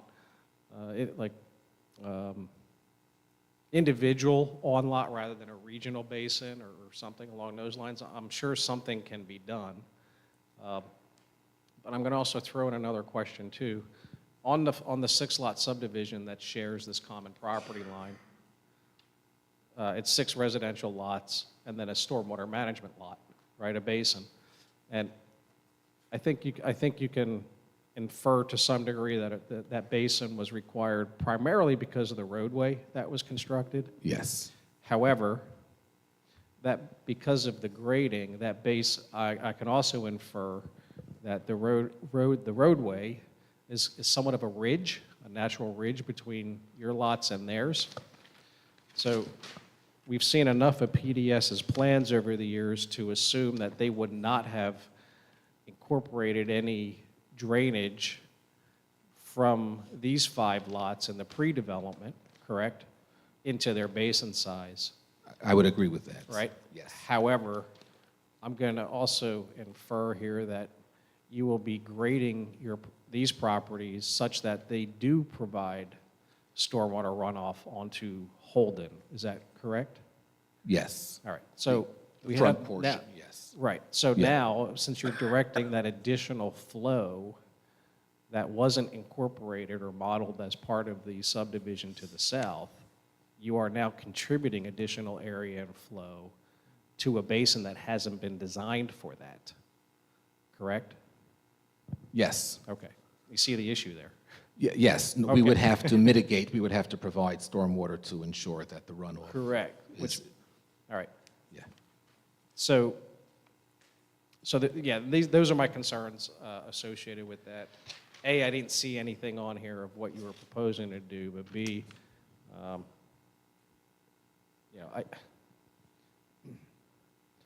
knowing all of that, do you think you're going to have to convert one of these lots to a stormwater management lot? Which could possibly help you with your open space waiver and also decrease your density request. Something you may want to think about. I think that would make sense to take a lot. I think so too. Take one of the lots, make a smaller stormwater lot. Yes. Especially, I mean, that first lot in there is your low end of the job, right? Yeah. Right? So you can make that as small as possible. Yeah, we would make a And small. maybe you can make the other 2 more conforming. Yes. I'm seeing that. You could actually have 4 conforming lots for lot width here if you were to do that. You're not getting 5 buildable lots, but you're getting a much better engineered product at the end of the day. Yes, the applicant would be able to get 4 conforming to the R1 and provide a stormwater lot, yes. Through the chair. Yes. Would that also be an advantage to you to eliminate the extension of the sewer service area? The properties are not within the sewer service area, so. I thought there was one lot that was outstanding or outside of the sewer service area. a portion of the previous mine, a small portion of the lot that was previously part of Lot 19 is within the sewer service area, but the larger portion of our property is not within the sewer service area. Okay, what I was trying to do is work off of what Evan's suggestion was, but going to 4 conforming lots, would that relieve you of that need? We still would need to get the sewer service area amendment. But just to make sure we're all on the same page, you are willing to go to 4 buildable lots instead of 5? Yes, we are willing to do that. We would remove Lot 2103 and take, not all of it, take a portion of it for the stormwater management. Madam Chair? Yes. I'm sorry, 2102. I'm sorry, 2102. I also just want to make sure our record's clear, so I'm going to start with the applicant's attorney, Ms. Jennings. I understand you have a planner here this evening. Mr. Halpert has made continual references to using the R1 zone. At one point, he said, as a guide. I think it's important from your side to tell us that you're not asking this board to rezone the property, correct? Correct. You're asking us to give you a density variance where 3-acre lots are required, and you're going to provide 1-acre lots. You're going to hear some very good testimony from the applicant's planner at some point, but because the engineer got to go first, I want to remind the board that when they say they're going to provide conforming lots, they're in the R3 zone. They're not providing conforming lots. They're providing lots that are going to be similar, I think the applicant's planner will say, to R1 lots that are across the street or in the rest of the area. There's a zone boundary that runs through here. But you guys haven't heard that testimony, but I want you to have it clear in your mind that the zone that this property is in is an R3 zone. That's the reason there's 20 variances listed for bulk requirements. And while often we'll say that the bulk variances may be subsumed within the density variance, they've correctly listed that all the variances for the bulk requirements are still necessary. So I want to remind the board, so if they go from 5 to 4 lots, they'll probably still need a bunch of variances because they're in the R3 zone. And so while Mr. Halpert did correctly say once that they're using the R1 zone as a guide, I need to remind you that you're not rezoning this property. Thank you. Thank you. And we don't disagree with that. We are before the zoning board for the density variance because this property is in the R3, although it's surrounded by R1. Understood. So for the chair. Through the chair. Yes. Could we, since this is an R3, and you have 5.6, whatever it is, acres, you were permitted to build 1 home. Correct. Yes, Mr. Hudak. And also, let's not forget, you know, it's only the footprint that we're seeing on these lots of almost 5,000 square feet. These are 2 stories with basements totaling just shy of 15,000 square feet with a minimum of 10 bedrooms. So, you know, these are almost like apartment buildings, not homes. Mr. Halpert, I have a question for you. Number one, does this change in the plan from 5 units to 4 change your opinion as the homeowners association, given the need to maintain the basin lot? Yes. Okay, so the applicant would be amenable to providing homeowners application? Yes. Homeowners association, it's late, okay. Thank you.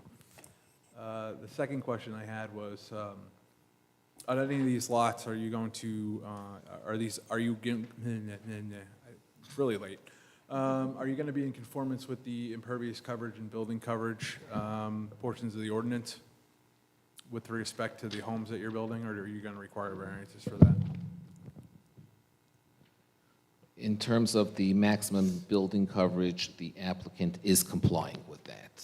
Impervious coverage as well? I don't think R3 has impervious coverage. Yes, it will be complying. The reason I asked that question, and thank you for responding, I just want to caution the board, we don't have a floor area ratio ordinance in Jackson Township. We don't have a limit on the number of bedrooms that can be in a residential home. We don't have a limit on the size of a residential home.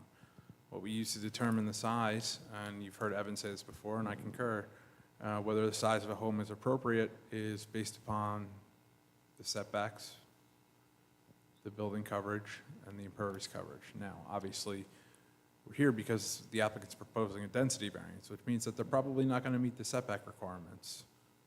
That's a given, right? We have 1 acre lots where 3 acres are required, okay? So they're probably going to require, and we'll probably hear about setback variances, right?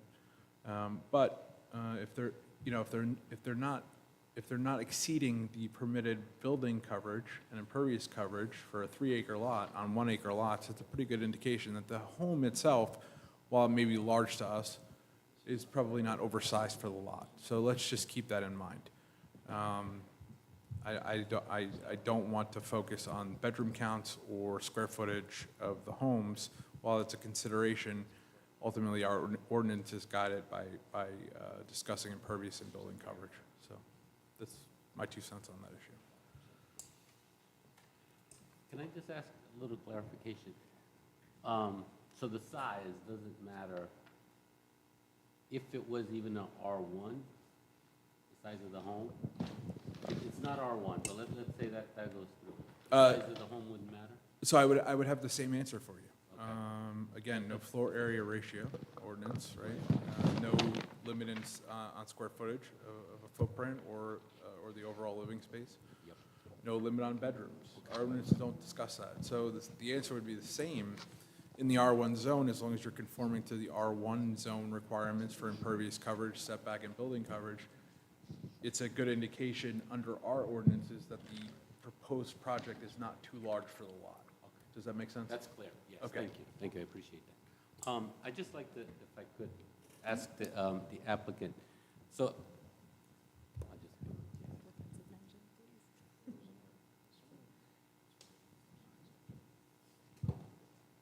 sorry, just one question. So the 10 bedrooms, that's fine. How many bathrooms? I always seem to be asking about bathrooms, I don't know why, but how many bathrooms in each house, in each home? 'Cause it comes back to the septic and all that. Can I just interject there? Bathrooms have nothing to do with the size of a septic system unless they are in the basement. So a septic system is designed purely on the number of bedrooms and whether or not there's an ejector pump in the basement, period. That's it. You could Okay. put 20 bathrooms on the second floor. It has nothing to do with a septic system. Still got 10 bedrooms. I don't And agree. We're not doing septic. We're hoping to tap Anyway, into the and these are sewer. on- This is on sanitary sewer. Hypothetically. But hypothetically. I'm sorry, I had to jump in. That's what I, You're lucky. I almost asked Evan about ATUs. We were going to get into that discussion, Yeah, but no. there you go.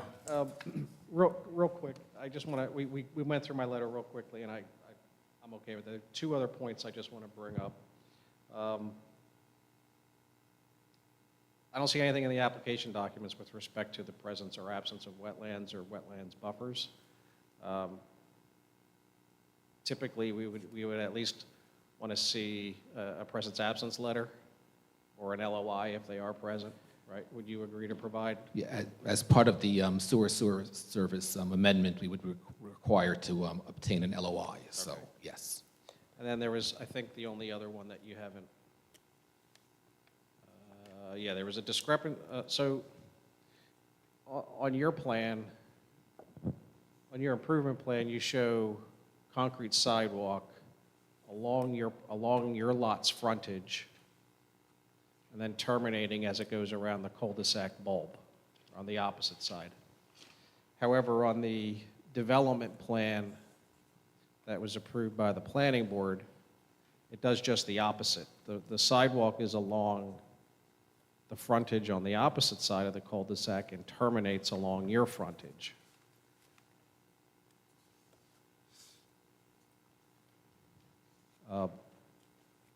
I want clarification if your intention is to extend the existing sidewalk depicted on the approved development plan for Holden Ave or Holden Road or Court, whatever it's called.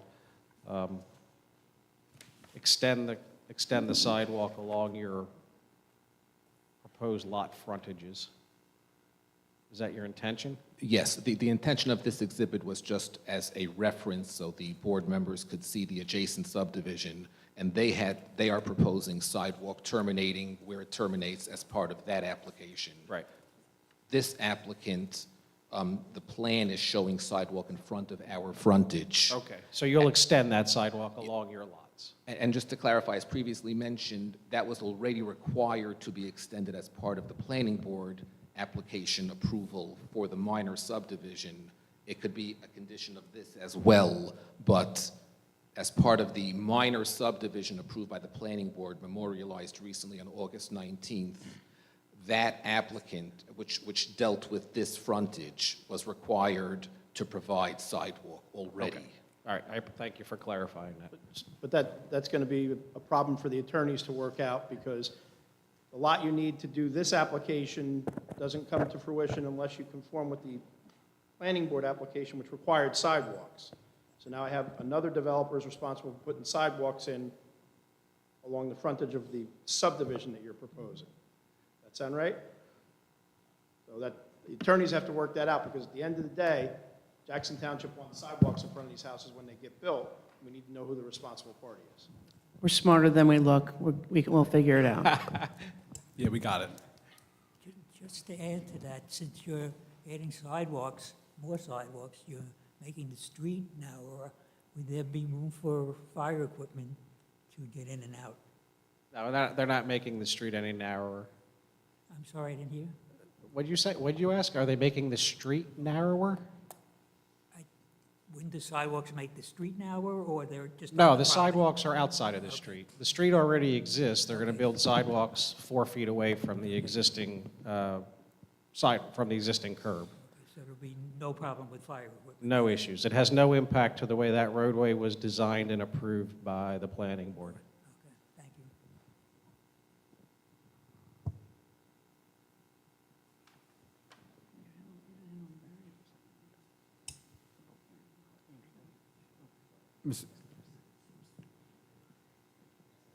Mr. Halpert, I just had one more question.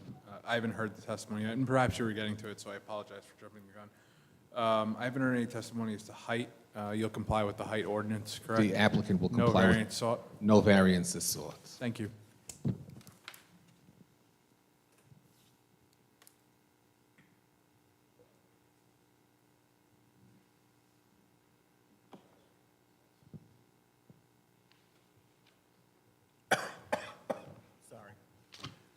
Any additional information, Mr. Halpert? Any questions for Mr. Halpert from the board?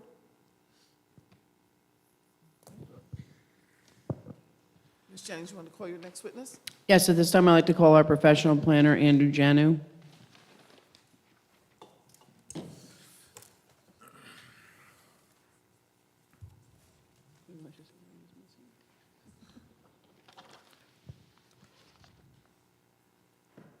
would ask if we could bring up the aerial once again.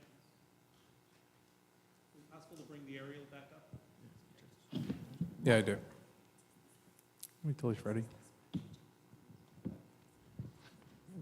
Good evening. Good evening. Nice to see you, Mr. Janu. Thanks. If you would please raise your right hand. Do you solemnly swear or affirm that the testimony, information, questions, or comments that you're about to present before the board will represent the truth, the whole truth, and nothing but the truth? I do. Thank you, sir. If you Thank you. would, please state your name, provide your affiliation, and your credentials. My name is Andrew Janu, Janiw. I'm a principal in the firm of Beacon Planning and Consulting Services. Our address is 315 Highway 34, Colts Neck, New Jersey. By way of background, I have a bachelor's and master's degree in civil engineering from the New Jersey Institute of Technology. I am a licensed professional planner and a member of the American Institute of Certified Planners, currently serving as the planner for the Borough of Carteret, the Township of Livingston, and the Borough of Freehold, redevelopment planner for South Amboy and Bayonne, and have testified before boards here many times. Yes. This board accepts your credentials, sir. Thank you. And if you could, Andrew, just for the record, you've had an opportunity to visit the site and the area around the site? That's correct. I've been to the site, I reviewed the ordinances, the master plan, I reviewed the planner's memorandum. I have not had a chance to review Mr. Hill's engineering review. However, I am familiar with the application and the documentation, but for that one exception. Okay, and if you could just go through, you've heard Eli's testimony and the questions of the board's professionals and the board itself. Can you just go through the relief that the applicant is seeking and indicate whether, in your professional opinion, the applicant is satisfied both the positive and the negative criteria? Certainly. So the property is located at 225 Brewers Bridge Road, and it has that address because it currently is a flag lot with a narrow stem that goes out to Brewers Bridge. That was how the existing improvements on the lot have been historically accessed. The application this evening is essentially to access the property now from the Holden Court, which is under construction, and was approved as part of a subdivision of 7 lots on the other side of the property. The R1, R3 zone line runs alongside the northern edge of Holden, and you can see that. Coincidentally, that's also the line for the sewer service area, and I'll get back to the meaning of that shortly. But the property is in the R3 zone. The Holden Court side, south side of Holden Court is in the R1 zone. The lots will have access to water and sewer within Holden Court, and you heard testimony previously that this application will be seeking a sanitary sewer service area amendment in order to be able to access that line for flow from this project. The property is 5.46 acres. It is adjacent to that 7-lot subdivision, and when I say 7 lots, it's 6 residential lots and the detention basin that serves that side of the property. And as we just had the discussion, this application will be modified now for a proposal for 4 lots and a small lot for stormwater detention that will be related to those 4 lots. And that will be now on the north side of Holden. We are seeking a D5 density variance, whereas residential lots here are proposed to be slightly over 1 acre, where 3 acres is required. We also have bulk variance relief that we're seeking, each obviously for lot area, where 3 acres per lot are required. These will be, and again, we don't have the exact numbers as we're changing this to 4 residential lots, but the lots will be approximately 1 acre or greater. They were proposed at 1 acre or greater. Minimum lot frontage, and again, that will vary by the new application. But what was proposed here was within the R3 district, a 200-foot frontage is required, and we were providing anywhere from 123 feet to 294 feet. 4 of the lots, as submitted, required relief. Minimum lot depth of 400 feet. The lot depth will remain a variance that's going to be necessary for the R3. Minimum front yard setback in the R3 is 80 feet, 60 feet was proposed, and minimum side yard setbacks of 50 feet is required within the R3. We were proposing anywhere from 20 to 28 feet. And I'll talk a little bit later about how that relates to the R1 zoning district. I'd like to go into a little bit of background with respect to your master plan and what that means in terms of the zoning districts. Your master plan within the R3 district states in the executive summary, the land use plan establishes rural residential planning districts to encompass residential areas outside of the sewer service area. And this property is currently outside the sewer service area. It goes on to say 3-acre lot size supports the appropriate nitrogen dilution standards that are required to be satisfied. So for that reason, even in an R1 district, if it was a well and septic project, it would still have to have a 3-acre minimum lot area because of the nitrogen dilution issue. The planning district established to replace the R1, it goes on to say, in connection with the R1 district, the planning district established to replace the R3 zoning district within the proposed sewer service area, is R1. A 1-acre density was selected to reflect prior development patterns and to ensure efficient use of infrastructure. Clustering recommended for larger tracts without density incentives. So within your master plan, it recognized that within the R3 area, there were areas that were now becoming viable sewer service areas, and was recommending a rezoning to R1 for those areas because there's no longer the area required for the nitrogen dilution model, and it deemed it to be a more efficient use of land.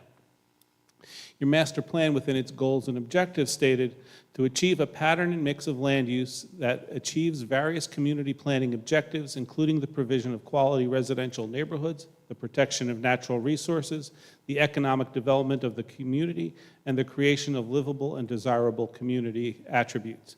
To direct growth into areas suited for land development and away from areas appropriate for resource protection.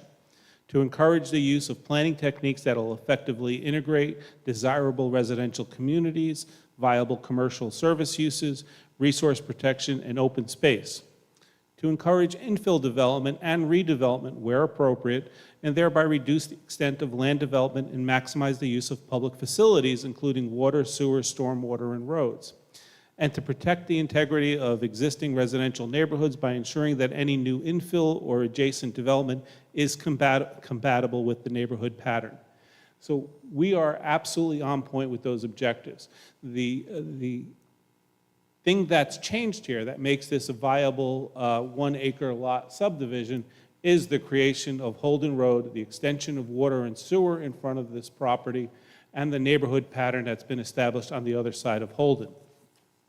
Your master plan encourages infill development that's compatible with the immediate adjacent properties. That is Holden, and those are R1 lots. It also encourages maximizing the use of public facilities where available. Now, this property previously did not have access to water and sewer. It now has access with the amendment, and we are asking for that consideration because we will be applying to be within the sewer service area as it is now creating road frontage that has that directly in front of these lots. And finally, within your master plan, it reads, the intent of the low-density district, R1, planning district is to recognize the extensive existing low-density single-family residential development in the township and to permit continued development this intensity on lots that have access to public sewer. The objective of the planning district is to make the existing residential development conform with the land use plan and to enable limited infill development of the same nature and intensity that connects to public infrastructure.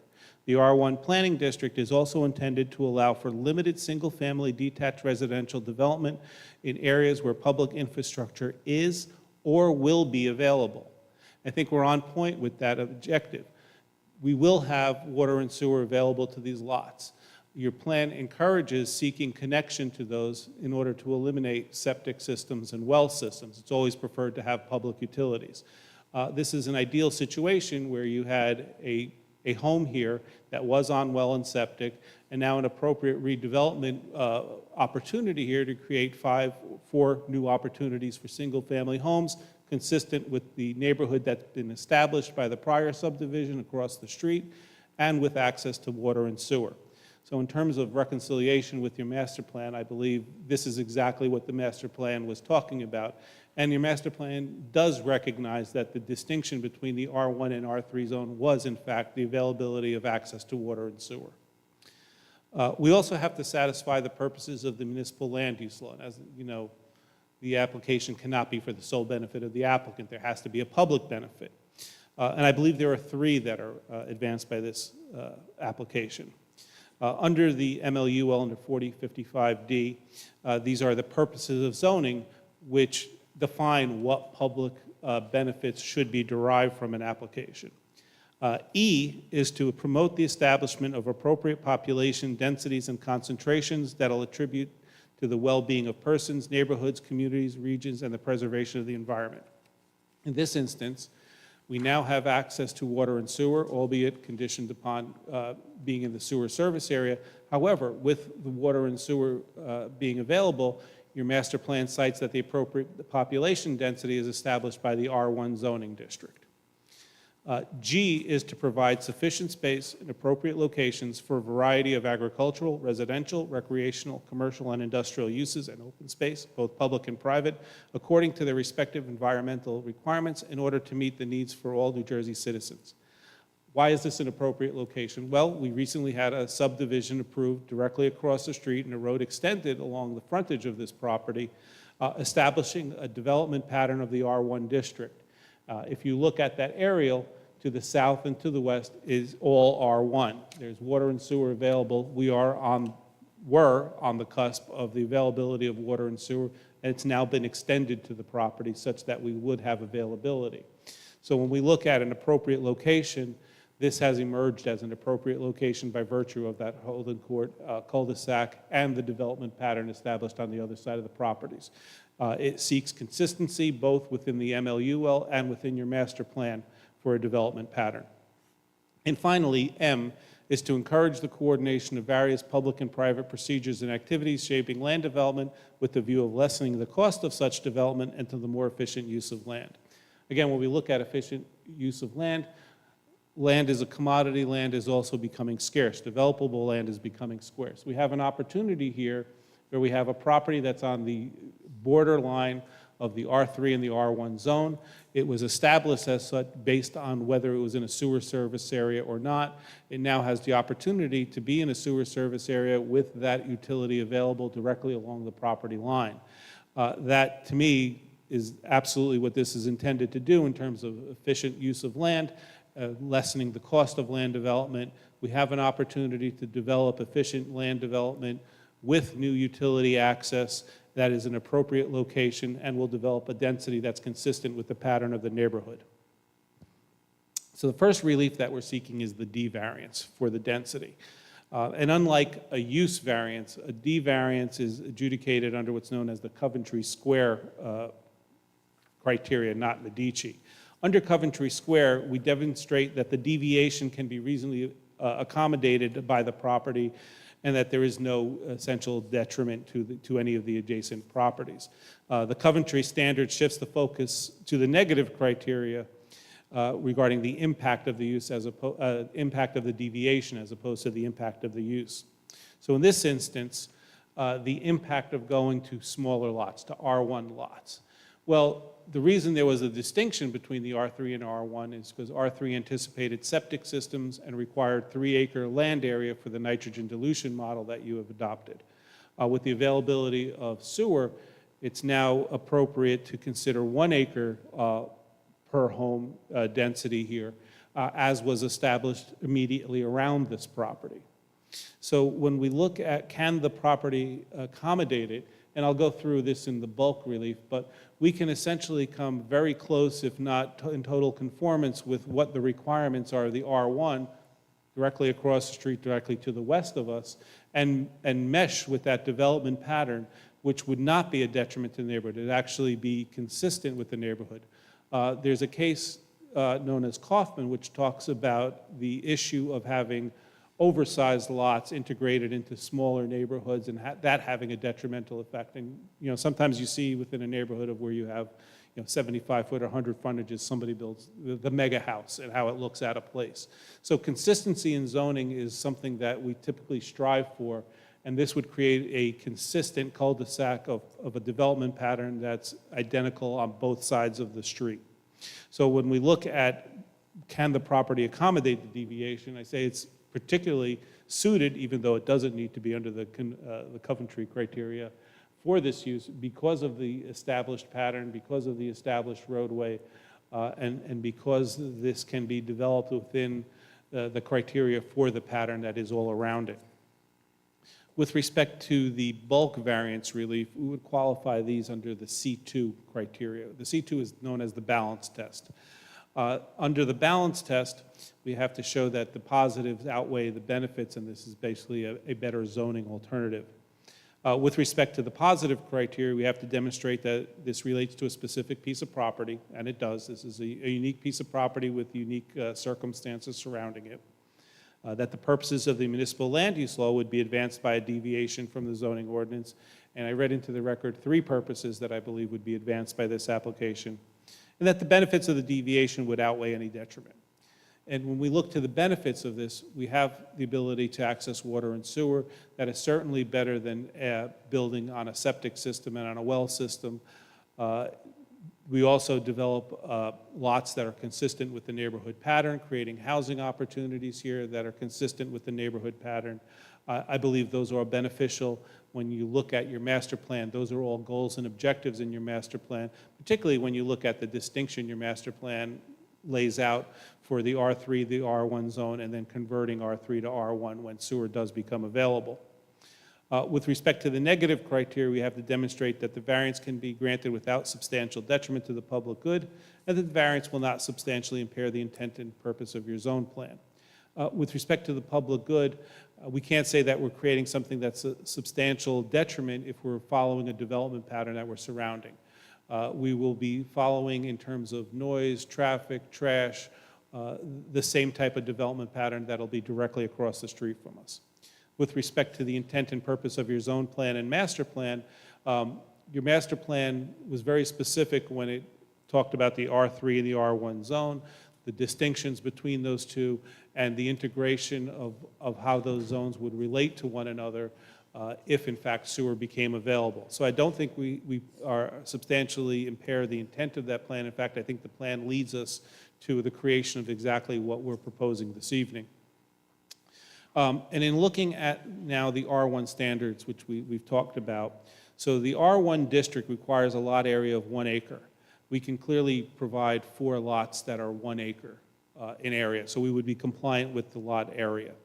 With respect to lot frontage, the R1 district requires a minimum lot width of 150 feet.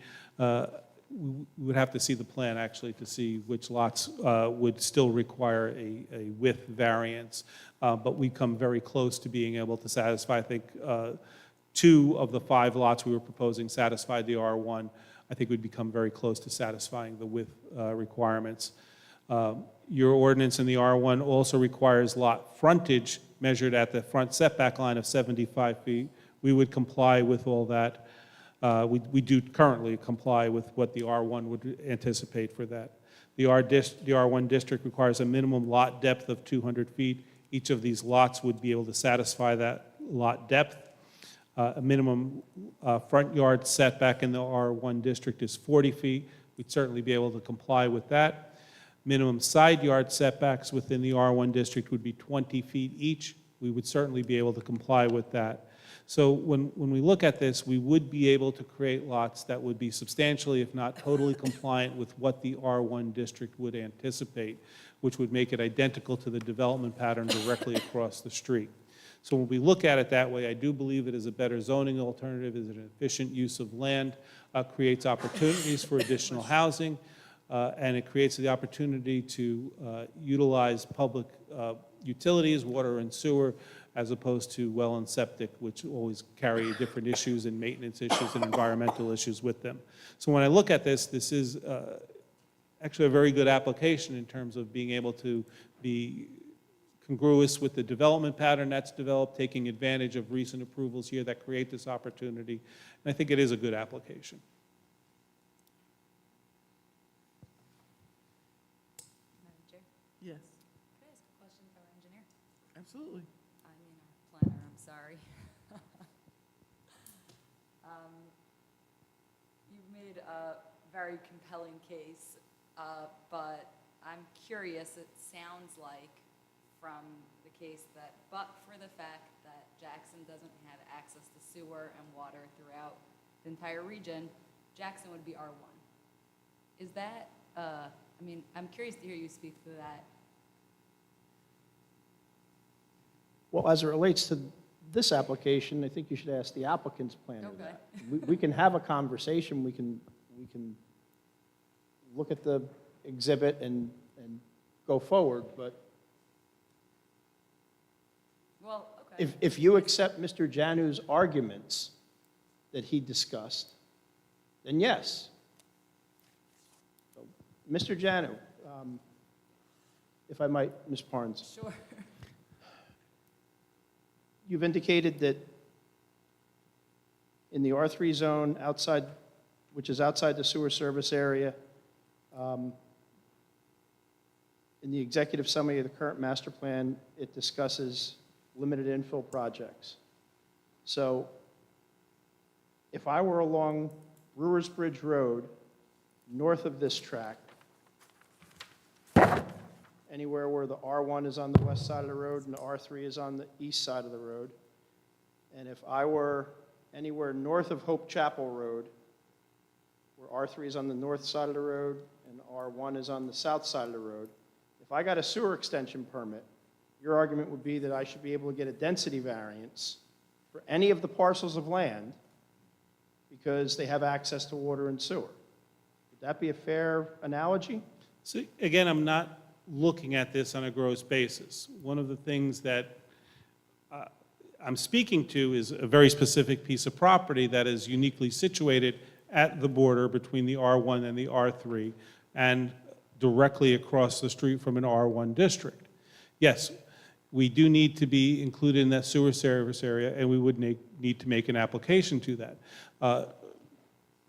Other factors may come into play, other environmental restrictions that may have been why the property was originally put into R3. But we don't believe that applies here. These lots don't have any hindrance from any environmental issues. In fact, are located directly adjacent to the R1. And in fact, your master plan does speak to those situations where if you do have access to water and sewer, or in fact it says, or will have access to water and sewer, such infill development at a low density of R1 would be appropriate. Again, we look to the efficient use of land, understanding that land is a limited commodity, and when these opportunities arise, and in this case we had a very unique feature happen of a road being extended and the R1 going directly across the street in a pattern of what we can accommodate, and having access to the same water and sewer, I do believe it is appropriate for this site. I can't say it's appropriate for everything along Brewers Ridge without studying those properties and understanding what other conditions apply to that. So when we look at zoning in an application, every application stands on its own, but it's also specific to a piece of property.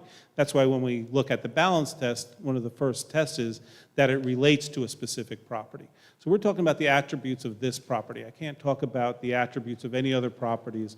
They would have to be argued in a manner that compels you to agree with that applicant. Hopefully, I was able to convince you that it's appropriate. I certainly believe it's inappropriate. And as both a public and private planner, I think this is one of those instances where we have circumstances that have come to fruition that encourage, again, efficient use of land. Thank you. A Thank you. follow-up question. Ms. Barnes, I do believe that we run ourselves into the concern that you've brought. So if I were on Brewers Bridge Road opposite Blue Heron Drive, those lots have sewer. They're in the R1 zone. If there's a manhole at the intersection of Blue Heron Drive and Brewers Bridge Road, and I used Mr. Janu's argument, I should be able to build R1 across the street because there's a sewer line there. Same thing at Bridgewater Court and Brewers Bridge Road. And while I don't know that all of the properties on the south side of Hope Chapel Road are in Jackson Township, but Shawnee Court and Hope Hill Lane to the right of the map, you could make the same argument. So what I can say to you is that when Mr. Janu read out of the executive summary of the current master plan, the reason many of these undeveloped properties were zoned R3 was because there was not access to sewer and because of the nitrogen dilution concern at that point in time. So if you extrapolate that thought process to, well, if there's sewer on the opposite side of the street, can I go and ask for a sewer service area change? Perhaps to quell your fears, and I don't know if the applicant has this available, perhaps either the planner or the engineer could give you an idea of the tasks that are necessary to get a sewer service area amendment. Because it's no small task, and quite frankly, it's not really in the jurisdiction of the township or the zoning board because Jackson has its own municipal utilities authority. But the answer to your question about could you take Mr. Janu's premise and apply it to the rest of the R3 property? No, part of it says it has to be limited, it has to be adjacent to those areas it was meant to be infill. So where you see all the changes in property lines, that was probably the intent of infill. But certainly you could say that across the street from a place where there's a manhole in the middle of Brewers Bridge Road or Hope Chapel Road, if someone were to go through the process that this applicant claims they're going to do and got a sewer service area extension, then all of a sudden you could, in theory, go down to 1 acre zoning. So part of the consideration is sewer service area, and they're just making that, opening that up to themselves. This application is conditioned upon Right, us being understood. accepted in that. And to further that, it is a Herculean task. I believe the engineer testified that it's typically 1 to 2 years to achieve that once we have the okay here. That is correct.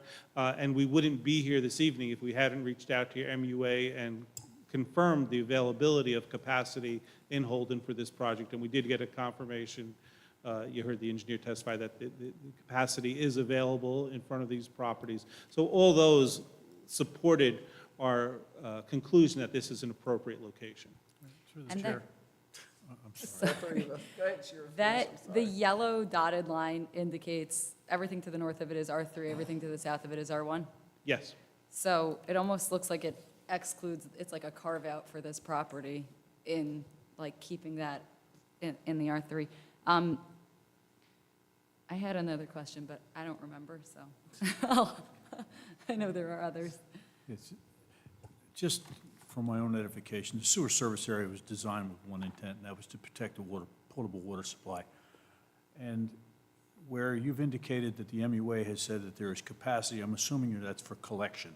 For collection. But the correct. end user is the OCUA. Yes. And at some point in time, there is diminished capacity on their end to receive that collection. They have treatment capacity, but the collection capacity at NPS 5 and 6 is becoming limited, going to the north, going to the south. There is no more capacity. So you have a huge lift on your hands. And we understand that's part of the sewer service area application process. The other question I have for you is the existing sewer main that's in that road there, is that sized adequately enough to take on another 4 homes? That I'd have to defer to the engineer.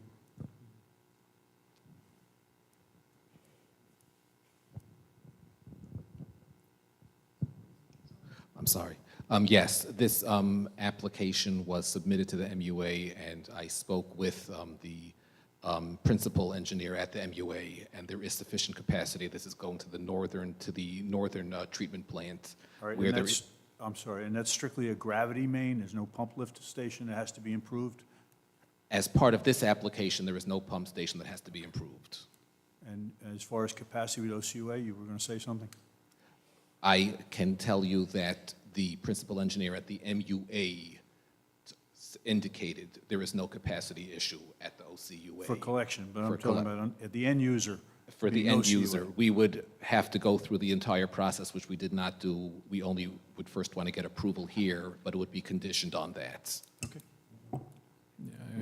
To piggyback on Ms. Parnes' question, mine is a little different, but she asked part of what I wanted to ask, but my other question is to our engineer and planner.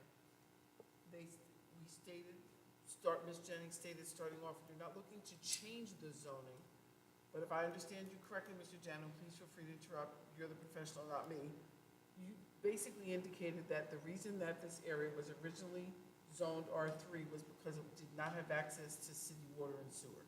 Did I understand that right? The zone line was drawn at where water and sewer were made available. Okay, so now that it's available, if Jackson's in the process of looking at its master plan, is that something that they would redo, would rezone this area?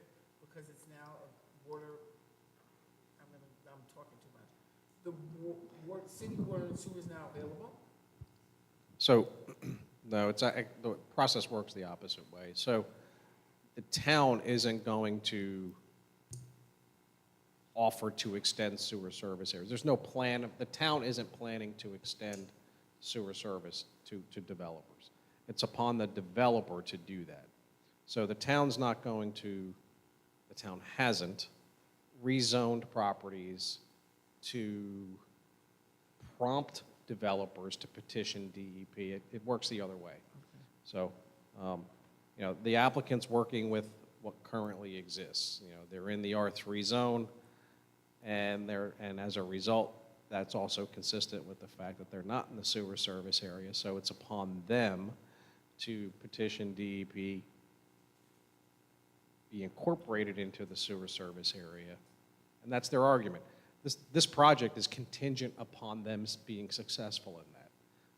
I believe they've had enough preliminary discussions and they have a preliminary understanding of what the DEP desires that they probably have a pretty good idea that they'll be successful. It's just going to take them 1.5 to 2 years to get it done. That's how long the process is. So I hope I answered your question. So I was basically asking, so you explained it to me that it goes the opposite way, not how I originally asked the question.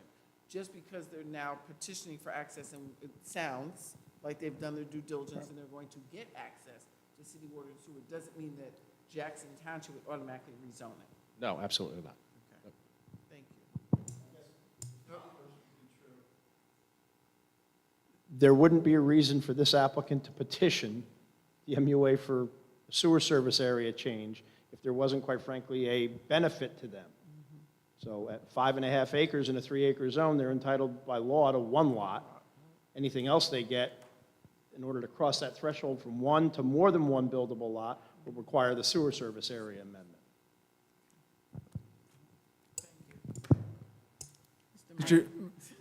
I've been dying to just get this question out, and I'm not trying to make the applicant's case for them, but I think it was an important point that Mr. Jano made that I wanted to just touch on real quick. Part of your argument in relation to Coventry Square for the D5 variance is the fact that Holden Court itself now exists, which it That's didn't right. previously, correct? That's correct. And half of Holden Court is in the R1 zone. That's correct. The other half is in the R3 zone. That's correct. Essentially, it sounds to me, Mr. Jano, and correct me if I'm wrong.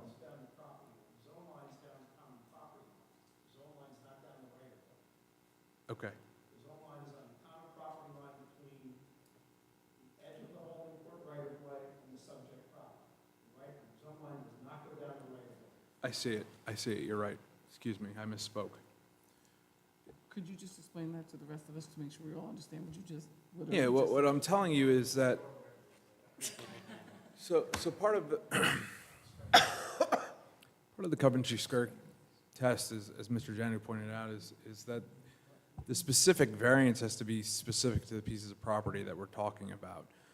I take no issue with Mr. Janu's representation that the Coventry Square test, which was initially designed for D3 variances, is also applicable to D5, and that's based upon binding precedent of the courts. So it is a diminished standard from what is required for a D1 variance, all right?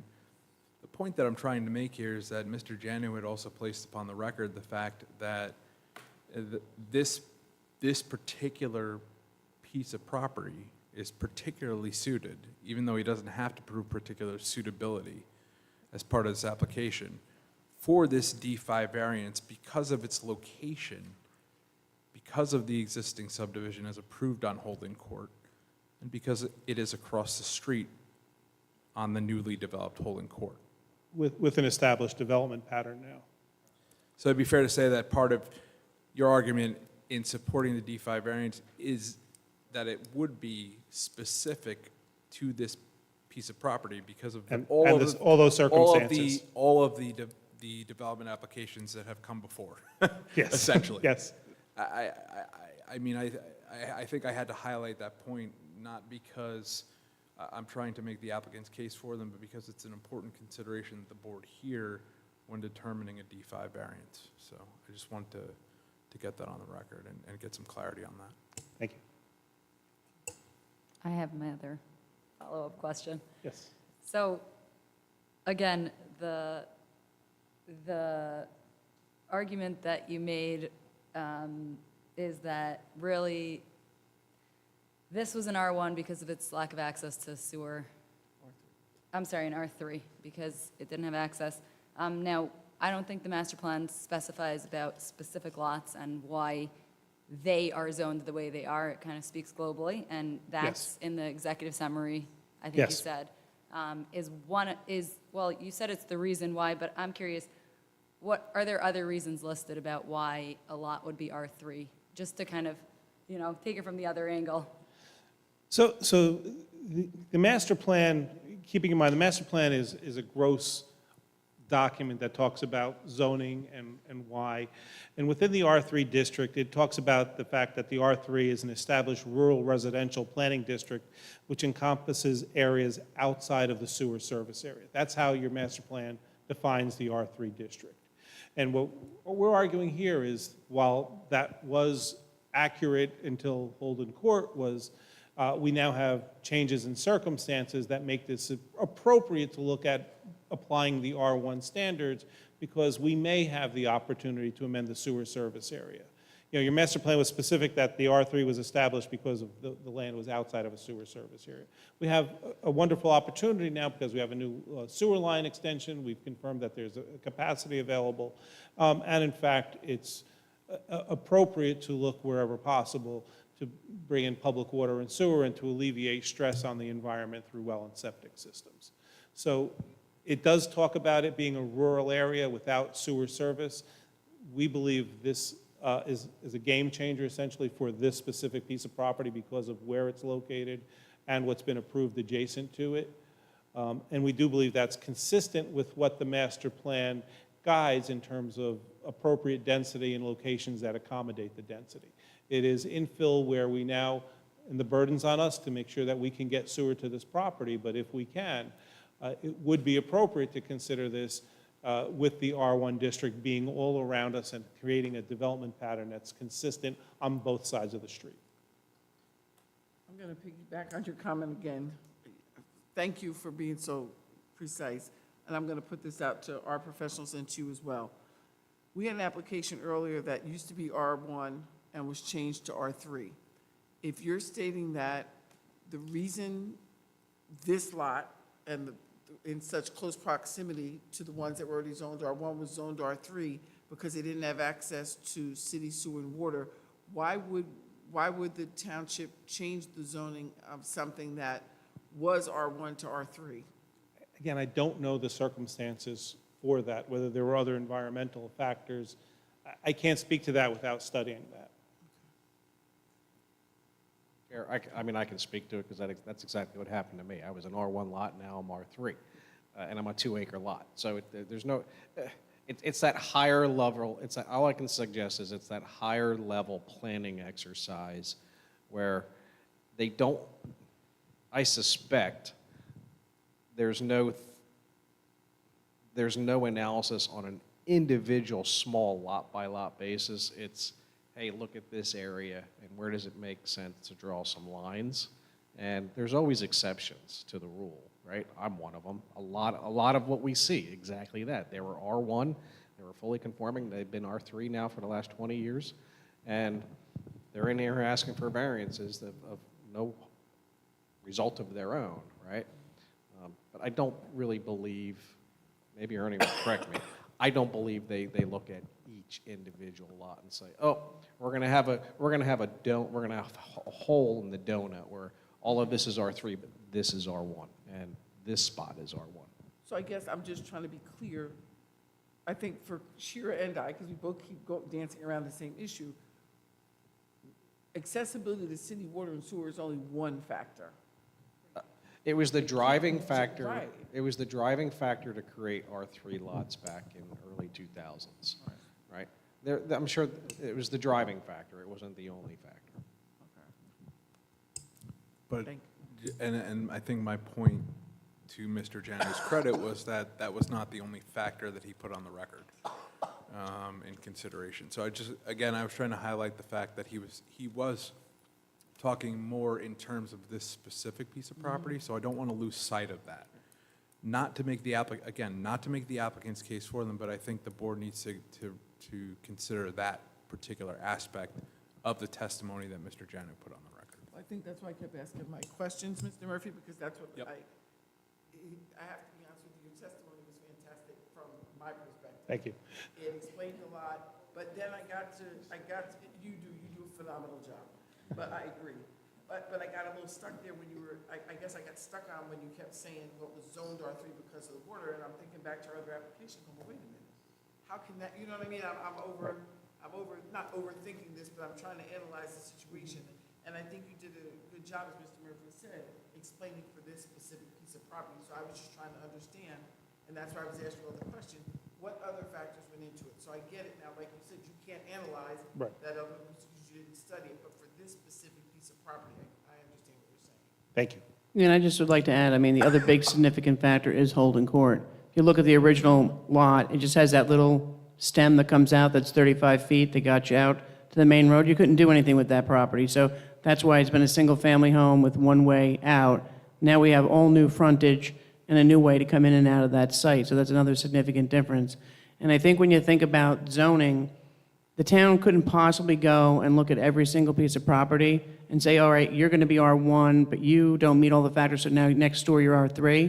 They just do a global thing, and that's why we have a zoning board of adjustment. So people can come in and demonstrate that their particular piece of property is entitled to variance relief. And that's why you guys are here, to decide whether or not they meet that particular criteria.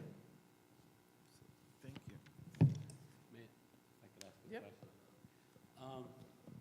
I just struggle with that the sewer was the driving factor going from an R1 to an R3. I mean, if I look at the goal of the master plan, is to keep, we want to keep a nice balance between density, right, and open space. So, So that wasn't the factor at all, even if you don't call it a driving factor. well, they're related to each other, and that's the point, right? So there were higher density areas, so let's say the norm back then were 1 acre lots, and let's consider them the higher density areas being built on septic, right? The Pinelands came out with a program in the late 90s where they started studying the efficiency or effectiveness of various types of septic systems. And they adopted a pilot program. And the pilot program stated, and to this day it's still valid, it's still part of their regs, that instead of looking at just land area to dictate the size of a septic system, we have to look at how the nitrate dilution, they built a nitrate dilution model, which said, based on the proposed loading, you're going to need X amount of acres, right? So they started setting these lot size, minimum lot sizes. 3.2 acres, from a Pinelands perspective, was sufficient for a standard size septic system. Anything below 3.2 acres, you had to do an alternative treatment unit, added treatment, right, for nitrate dilution. The township's perspective back in the early 2000s when they were evaluating this was, hey, look, we like that idea. Now we, the town, can't impose septic system regulations beyond what the Pinelands and the state impose, but we can do it through zoning, right? We can say, well, if sanitary sewer is not available in a certain area, that's going to be considered more rural residential, and we want to see 3-acre lots. That's consistent with the other stuff we're hearing about septics. But if sewer is available, then yeah, we agree, 1-acre lots are more appropriate. And that's really what, those are the, I'm sorry, those who create zones, they're not the most forward-thinking. They're mostly catching up and reacting to what a lot of other people are doing, whether it's development in town and the asks or what other regulatory agencies are doing. And I don't mean as a slight to our planners, but planning is always more, my feeling is master plans are more reactive to what's occurred the last 5 to 10 years than they are proactive for the next 20, right? And it's just human nature too, so. Yeah, because I mean, I look, because I look at the line, to me, without the septic and all that, it just say, okay, well, we've made that section an R3 because we like open space and we want to keep something there. But that wasn't the reason. Okay, right. Yeah, it wasn't that precise. Yeah, okay. Yeah, because density is an issue. I think it's one of the things we got to address. One last, and I don't know if I can even ask that. On the Cold Court subdivisions, how many bedrooms are those houses? I know you're building ones with 10 bedrooms. How many of those that are being built, you know? I'm not aware if that's been established yet or not. Again, I'm looking at density. So, just for the record, when we talk about density from a zoning perspective, Right. we're not talking about the number of people within a certain range. What we're talking about is the number of units within a certain acreage, right? So we're not I mean, it plays into that sort of calculation, but again, we have to stick to the zoning definition, which is the number of units per acre. Okay, so just for clarity's sake. Thank you. Yeah, and they would be permitted to put any house on there that they could meet parking, basically. Okay. I'm obviously new here, so pardon my No worries, questions. good questions, yeah. Yeah. No, it was a good question. Don't sell yourself short. That was a good question. Through the chair, I'd Yes, just Ms. just Dr. like to Hobson. change the discussion a little bit, because we've been focusing on water sewer. And your package mentioned something called Grubbs Slowtower case law. Do you recall that? That's the case, Dr. Hofstein, that's the case that establishes that the Coventry Square test is applicable to the D5 variance. Well, basically, from what I understood it, you're explaining, is you had a relaxed standard on granting That's this correct. variance as opposed to a use variance. That's 100% correct, which is what I just put on the record. So the D1 variance requires a higher standard of proof, right? So the reason that we're not requiring a higher standard of proof, or at least the court's reasoning in these types of cases, has been the fact that the use itself is actually permitted within the zone, right? The use itself is permitted. What's being requested is sort of a deviation from one of the conditions, right? And that's why we have a D3 conditional use variance. Here, the condition in the ordinance is the density, which is the D5 variance. So the court has held that the test that found in Coventry Square, which was addressed by Mr. Janu, and we can go over again, is appropriate not only for the D3 conditional use variance, but also for the D5 variance.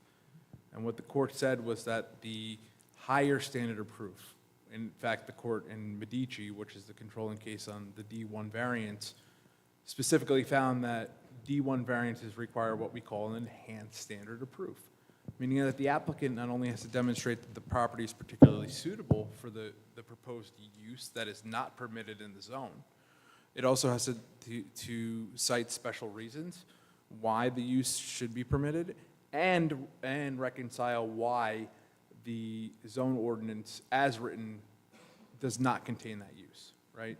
So those are pretty high standards of positive criteria. The negative criteria remains the same in a D1 variance as for a C variance. The substantial impact to the public good, substantial impairment to the public good, substantial impact to the, I probably botched those, but to the zone plan and zone ordinance, right? But the enhanced quality of proof that's required under D1 variance is not required for any other D variance. All right, so it is a relaxed test under the case law. So Grubbs, which is the case that you just cited to, essentially told attorneys and zoning boards that the D3 test cited in Coventry Square is appropriate for the evaluation of a D5 variance. Just something to consider aside from water sewer, because I think in that case, the court permitted 3 homes where 2 were permitted. Well, the interesting thing specifically is to the negative criteria in a Coventry Square case is that you're sort of focused more on the surrounding properties than you might otherwise be with any other type of variance, right? I think it's important, and it's the reason that I pointed it out, because really the D5 variance, like the D3 variance, is taking a look at a particular piece of property where the use itself is permitted, but some other portion of the ordinance is making that use as permitted and as proposed not feasible. So the question becomes, is the use as permitted in the zone and as proposed on the property, does that remain appropriate for the property on which the use is proposed, right? Here, I think that there's no question that the answer to that question would be yes, right? And then we have to weigh, whether the deviation from the density requirement in the zone is going to, have a substantial effect on the neighboring properties or the zone ordinance. Can those detrimental effects that we identify, can they be mitigated by some sort of conditions upon the grant of the variance? And then we evaluate, and I probably missed something, but we evaluate the negative criteria from the perspective of does this particular use on this particular property cause a substantial detriment to the neighboring properties, or is it more consistent with what's in the neighboring zone than maybe, use variance might require us to consider, right? So those are kinds of the considerations we want to look at in a D5 variance. Any objection to that analysis?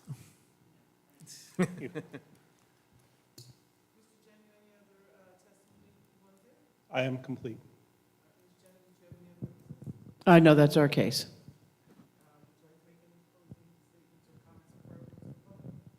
No, I just think that Mr. Janu and Mr. Halber put on a great presentation. I think that this is a very unique situation. Kind of when you look at the map there, our piece of property is almost like a missing piece of the puzzle. You take it out now and put it in the R1 zone criteria, not rezoning it, but following the criteria of the R1 so that it is consistent with the Holden Court thing. So it looks like a real community when you end up finishing it off with the 4 lots that we're now proposing. Okay, I'm going to open this to the public. Anyone wishing to come forward to make any comment about the testimony they've heard tonight? Seeing no one come forward, I'm going to close the public session. I'm going to open this to the board for discussion and a possible motion. Questions, Dr. Austin? Okay, well, just to start everybody off, what I would really like to see would be it reduced to 3 homes so they can conform better to the standards of the R1 zone. Basically, the whole application is being decided on the future existence of water and sewer, and if it's there, it's hard to say no to the application itself. But I would really prefer one fewer home on the lot, if possible. Just a quick question. As of now with the 4 lots, are there any, I understand it's not rezoned to R1, but are there any, technically any, not variances, but deviations from the R1 standard? I seem to think that So- they were.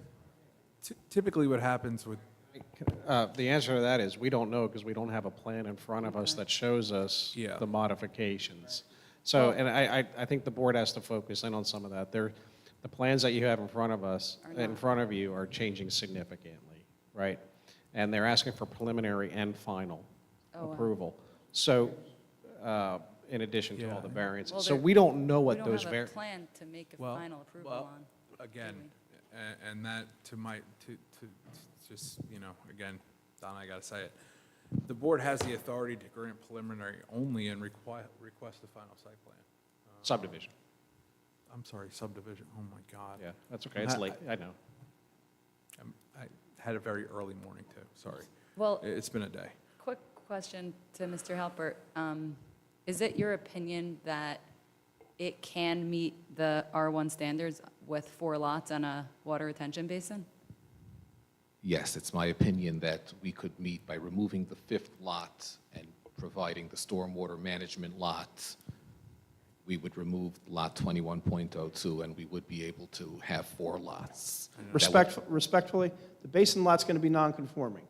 So our real concern is, I don't know how you write a resolution Can't. that grants relief from the R3 standards without knowing what they are. Right. I So agree. while I'm sure the applicant wants to get something tonight, they can do one of 2 things. They can adjourn, come back with revised plans that have it, Yep. and then you can act on use, preliminary, and final. If they want more than that this evening, I really need to leave it up to the attorneys as to, I don't know how you write a resolution for bulk variances that you don't know what they are because we're moving lot lines. Yeah, But in the end, and the basin lot's going to be non-conforming. And I also But don't we're going to think, accept that, we just don't know what the numbers are because we don't see the layout yet. I also don't think it's appropriate to simply say that again, for the purpose, we're not here to rezone. I don't think it's appropriate for the resolution long to as say you that as comply. long as you comply with the R1 standards in the R3 zone, you're good to go. I don't think that works. I agree. I think that it would be appropriate here to either accept preliminary, come back to final, You know, obviously, we can pine on the D5 variance tonight. There's no problem with that.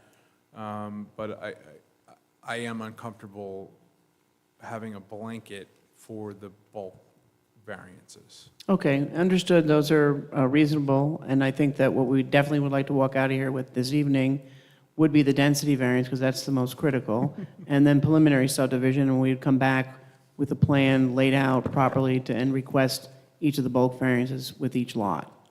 I appreciate your consideration and also your amendment somewhat. Your willingness to compromise. I appreciate that. Thank you. And I think that's appropriate. I think that the board has heard enough tonight to decide the D5 variance. Certainly, again, Mr. Halpert and Mr. Janu put a lot of information on the record. Certainly, with respect to Mr. Janu's testimony with respect to the D5 variances, a lot of great questions about it. I think you have enough, you're familiar enough with the standard to make a determination on that particular item.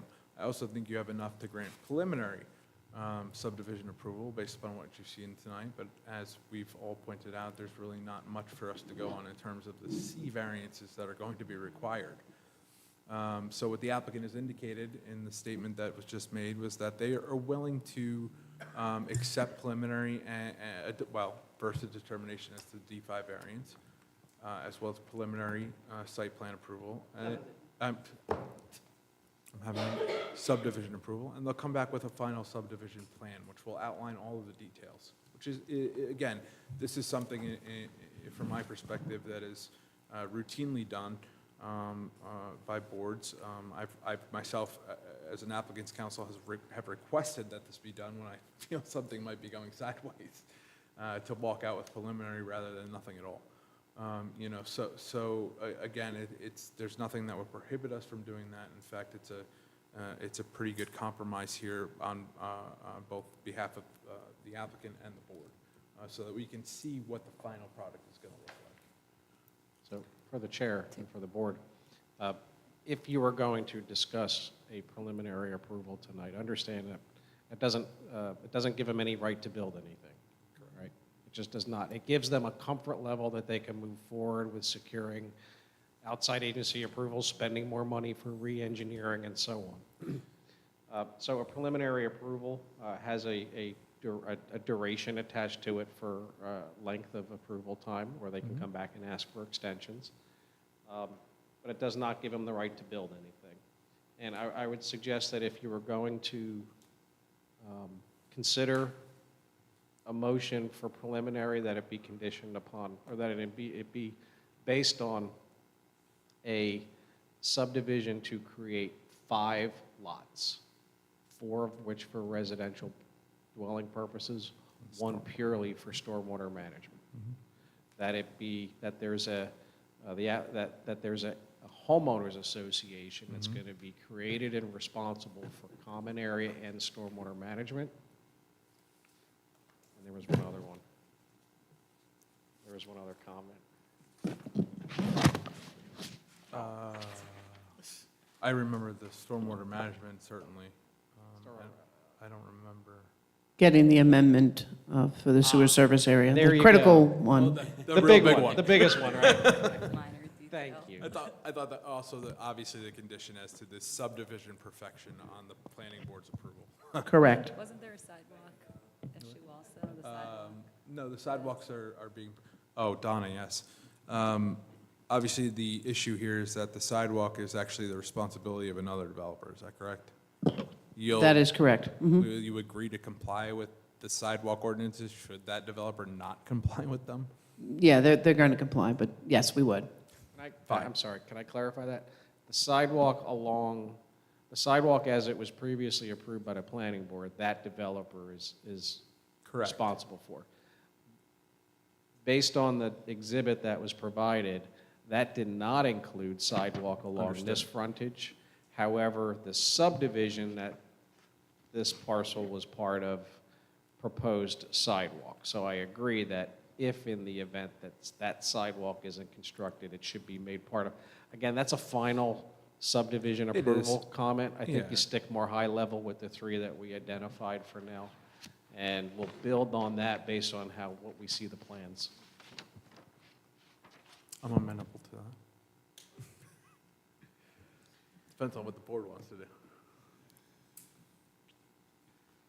All right, we've heard all the, So, we've heard all the comments. I- Anybody have any additional? yeah, I was speaking to Dr. Hofstein's comments. I agree with the sentiment that, you know, like, let's make it work a little bit better with what we're trying to make it. We're not rezoning, but like, I mean, initially when I saw the application, I'm like, of course they want 5 lots when 1 is permissible, like, who wouldn't? But, you know, that doesn't, like, how do they meet the criteria? And then when I saw this aerial, I'm like, well, they basically made a strong visual argument to show how it's basically the other half of an R1 cul-de-sac. But again, like, you know, how does that meet positive criteria? Like, I didn't really know, and, you know, I was very curious to hear what the case would be. Of course, Mr. Janin made a very interesting case and opened my eyes to a lot that I just didn't think about, hadn't really, you know, the perspective. I guess one thing I still kind of want to just make sure we, and I know it was spoken to, but I guess if I could just open it up one more time, satisfying the positive criteria, what, Mr. Murphy, like, what are, it's, I understand it's using Coventry Square. Right. So the And- first question we want to ask is whether or not the use that is permitted in the zone is still appropriate for the And it's, parcels, right? I And we're mean, not doing these. undoubtedly, it's a residential zone, right? Well, I mean, it still goes to the, you know, with the density variances, the use is proposed, still appropriate for the parcels, right? So is Okay. the residential use appropriate on the 1 acre approximate lots. 1 acre lots? Okay. Right? And then we have to look and see if there's any detriments that so can be there's no identified. really positive criteria. It's basically, No, that's not true. is the use still appropriate, and then are there detriments? Well, and can those detriments be That's negative criteria typically, Not, isn't not, it? no, it's not. Not, Oh. not in the case of Coventry Square. Do you want to, Mr. Gianni, you want to give us your opinion on Coventry Square? So again, Coventry shifts the focus on the negative criteria, meaning can the site accommodate the deviation? In this case, the deviation is going from 3 acres to 1 acres. And we indicated that we can accommodate that because, once again, we don't need to accommodate a septic system with the nitrogen dilution model. We have Right. water and sewer, yet we could accommodate all the anticipated setbacks and lot area that would be anticipated in the adjacency of the property. And in terms of positive criteria and public points, remember I read the part from the municipal land use law. So that's the public benefits of this application. And there were 3 points that I read into the application that are interpreted as the public benefits and how this application meets the purposes of zoning and advances the purposes of zoning. And those are appropriate location for the density, appropriate location for the use, and efficient use of land. So that's the other part of the positive criteria is the special reasons. And the special reasons are the satisfaction of some sort of purpose of zoning as cited by Mr. Jano. But the question becomes, can the deviation as proposed, right, and any detriments that are identified there be managed or mitigated through any conditions, right? So that's something that we want to address and we have, right? But the focus is on negative and surrounding area. Absolutely, it shifts the focus onto the negative criteria. Which is different than but what we typically evaluate. Correct. Okay. Thank you.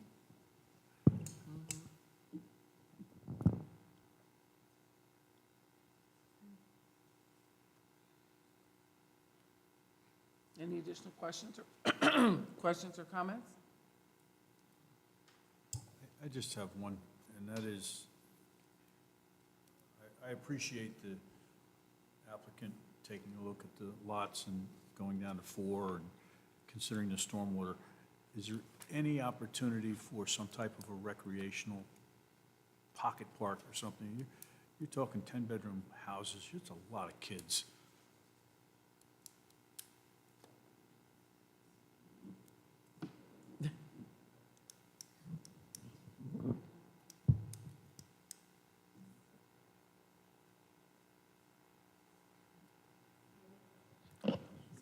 I mean, I guess the best we could offer is when we come back for final, if we can find room, because remember, we're going to move the lot lines around. So we'll try to see if there's something that we can accommodate. Perhaps on that one lot, because it's got the long stem coming out. That would be appreciated. I'm not an engineer. Yeah, Mr. Stafford Smith, I think, I mean, if you look at least the way I could see this in my head, if I were in Eric's shoes, would be that stormwater lot has some potential to have some additional space for a little community area, whether it be a pavilion or a swing set or something. That was what That I was way, hoping for. that way, that lot's owned by the homeowners association in its entirety. It's owned and maintained by them. Be insured and and maintained. Exactly. So that's the way I would approach it, but I'm going to leave it to the applicant. Thank you. Well, thank you for considering that. I think that's a great question, Mr. Stafford Smith, because you're talking about 6 homes on the other side, correct? And the 4 on your side, that's 10 homes, and if you're talking, let's just say 5 kids each house. You're talking about 50 kids in a very small area, so I think that's a great. 60 cars. Yeah, that's a great ask, so. It's actually interesting that the subdivision across the street doesn't have any. But, I mean, is it this applicant's job to take care of the 6 homes across the street that were If they're willing to. under a separate application? Okay.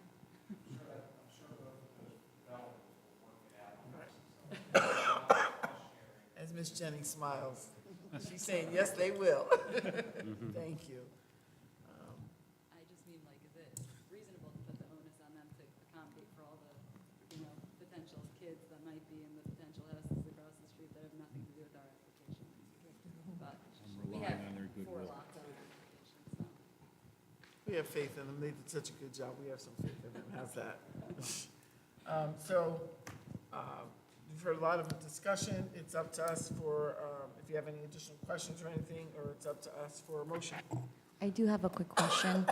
So with the homes going from 5 to 4, are the lots staying the same where it's 21.03 still the same size?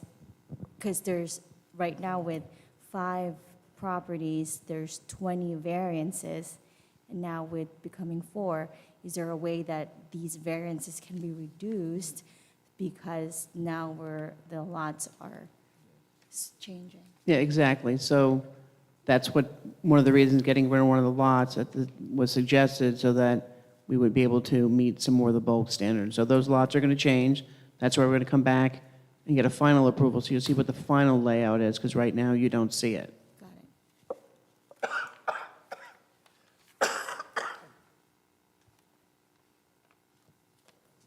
So any additional questions or comments? Okay, any discussion for a motion?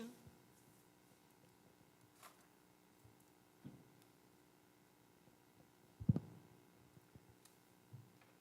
right, well, if nobody else will, I will go forward and make a motion. I'm going to try and spell out the different criteria. If I miss one, please feel free to remind me. I did write stuff down. First of all, I would like to say I think you did a great job. When I first saw it, I was like, ooh, again, like Shira said, I was like, of course they want 5 lots. Well, but seriously, I mean, again, I'm no engineer, I'm no planner, but we played around with the numbers a little bit. I'm like, if we could get them to go to 4, so when you were accommodating with that, I was like, okay, that works.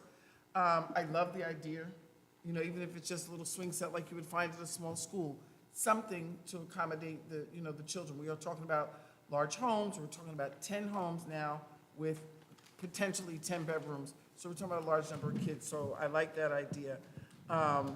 So I would like to make a motion for, help me out here, Ryan. Preliminary subdivision. Preliminary D5 So, approval. okay. Right. So you're gonna make a motion to, first and foremost, approve the density variance that's been requested by the applicant as they've satisfied the criteria required under Coventry Square, Yep, that's what I'm doing. all right? What do you say? Insofar as they provided particular reasons related to a particular piece of property, and also have satisfied the special reasons requirement under the positive criteria. They've also satisfied the negative criteria, right? By showing that there's no real substantial detriment to the public good, and that the conditions that we've imposed and have been accepted, including the reduction of one lot, the introduction of a stormwater management lot, and also any other condition that I'm not. Homeowners The Association. homeowners association, right? The- And. The resolution, perfection for the previously. And the perfection of the previously approved, And amended sewer service. the amended water sewer service, yes, all of those conditions, right, that we placed upon this, this particular density variance, which are important, right? Can minimize any detrimental impact to the zone plan or zone ordinance, right, as well as public good and the surrounding neighbors. It actually is consistent with the surrounding neighborhood. So, again, for all these reasons, the D5 variance can be granted, all right?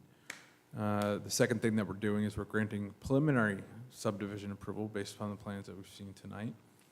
The applicant will return to this board, and the board will change jurisdiction over the final subdivision application. I would second that motion.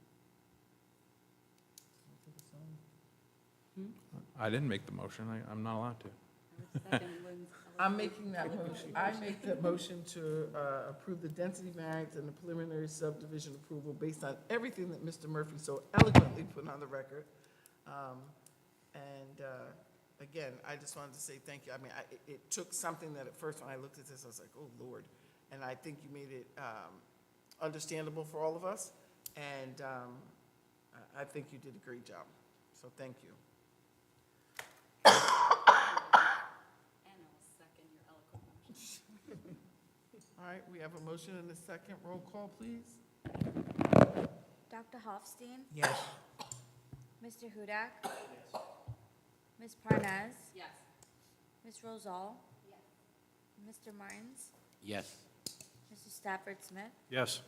Ms. Bradley? Yes. Great, thank you so much. Have a good night. We will see you for your, whenever you come back. Oh my gosh. I have a gift for you next time. I got Invisalign today. So every That's how time his I mouth talk, looks. I'm By like, the way, sorry, bang. I hugged these, but I need to give them to you. I'm like, Oh my I'm gosh. talking and I'm like, I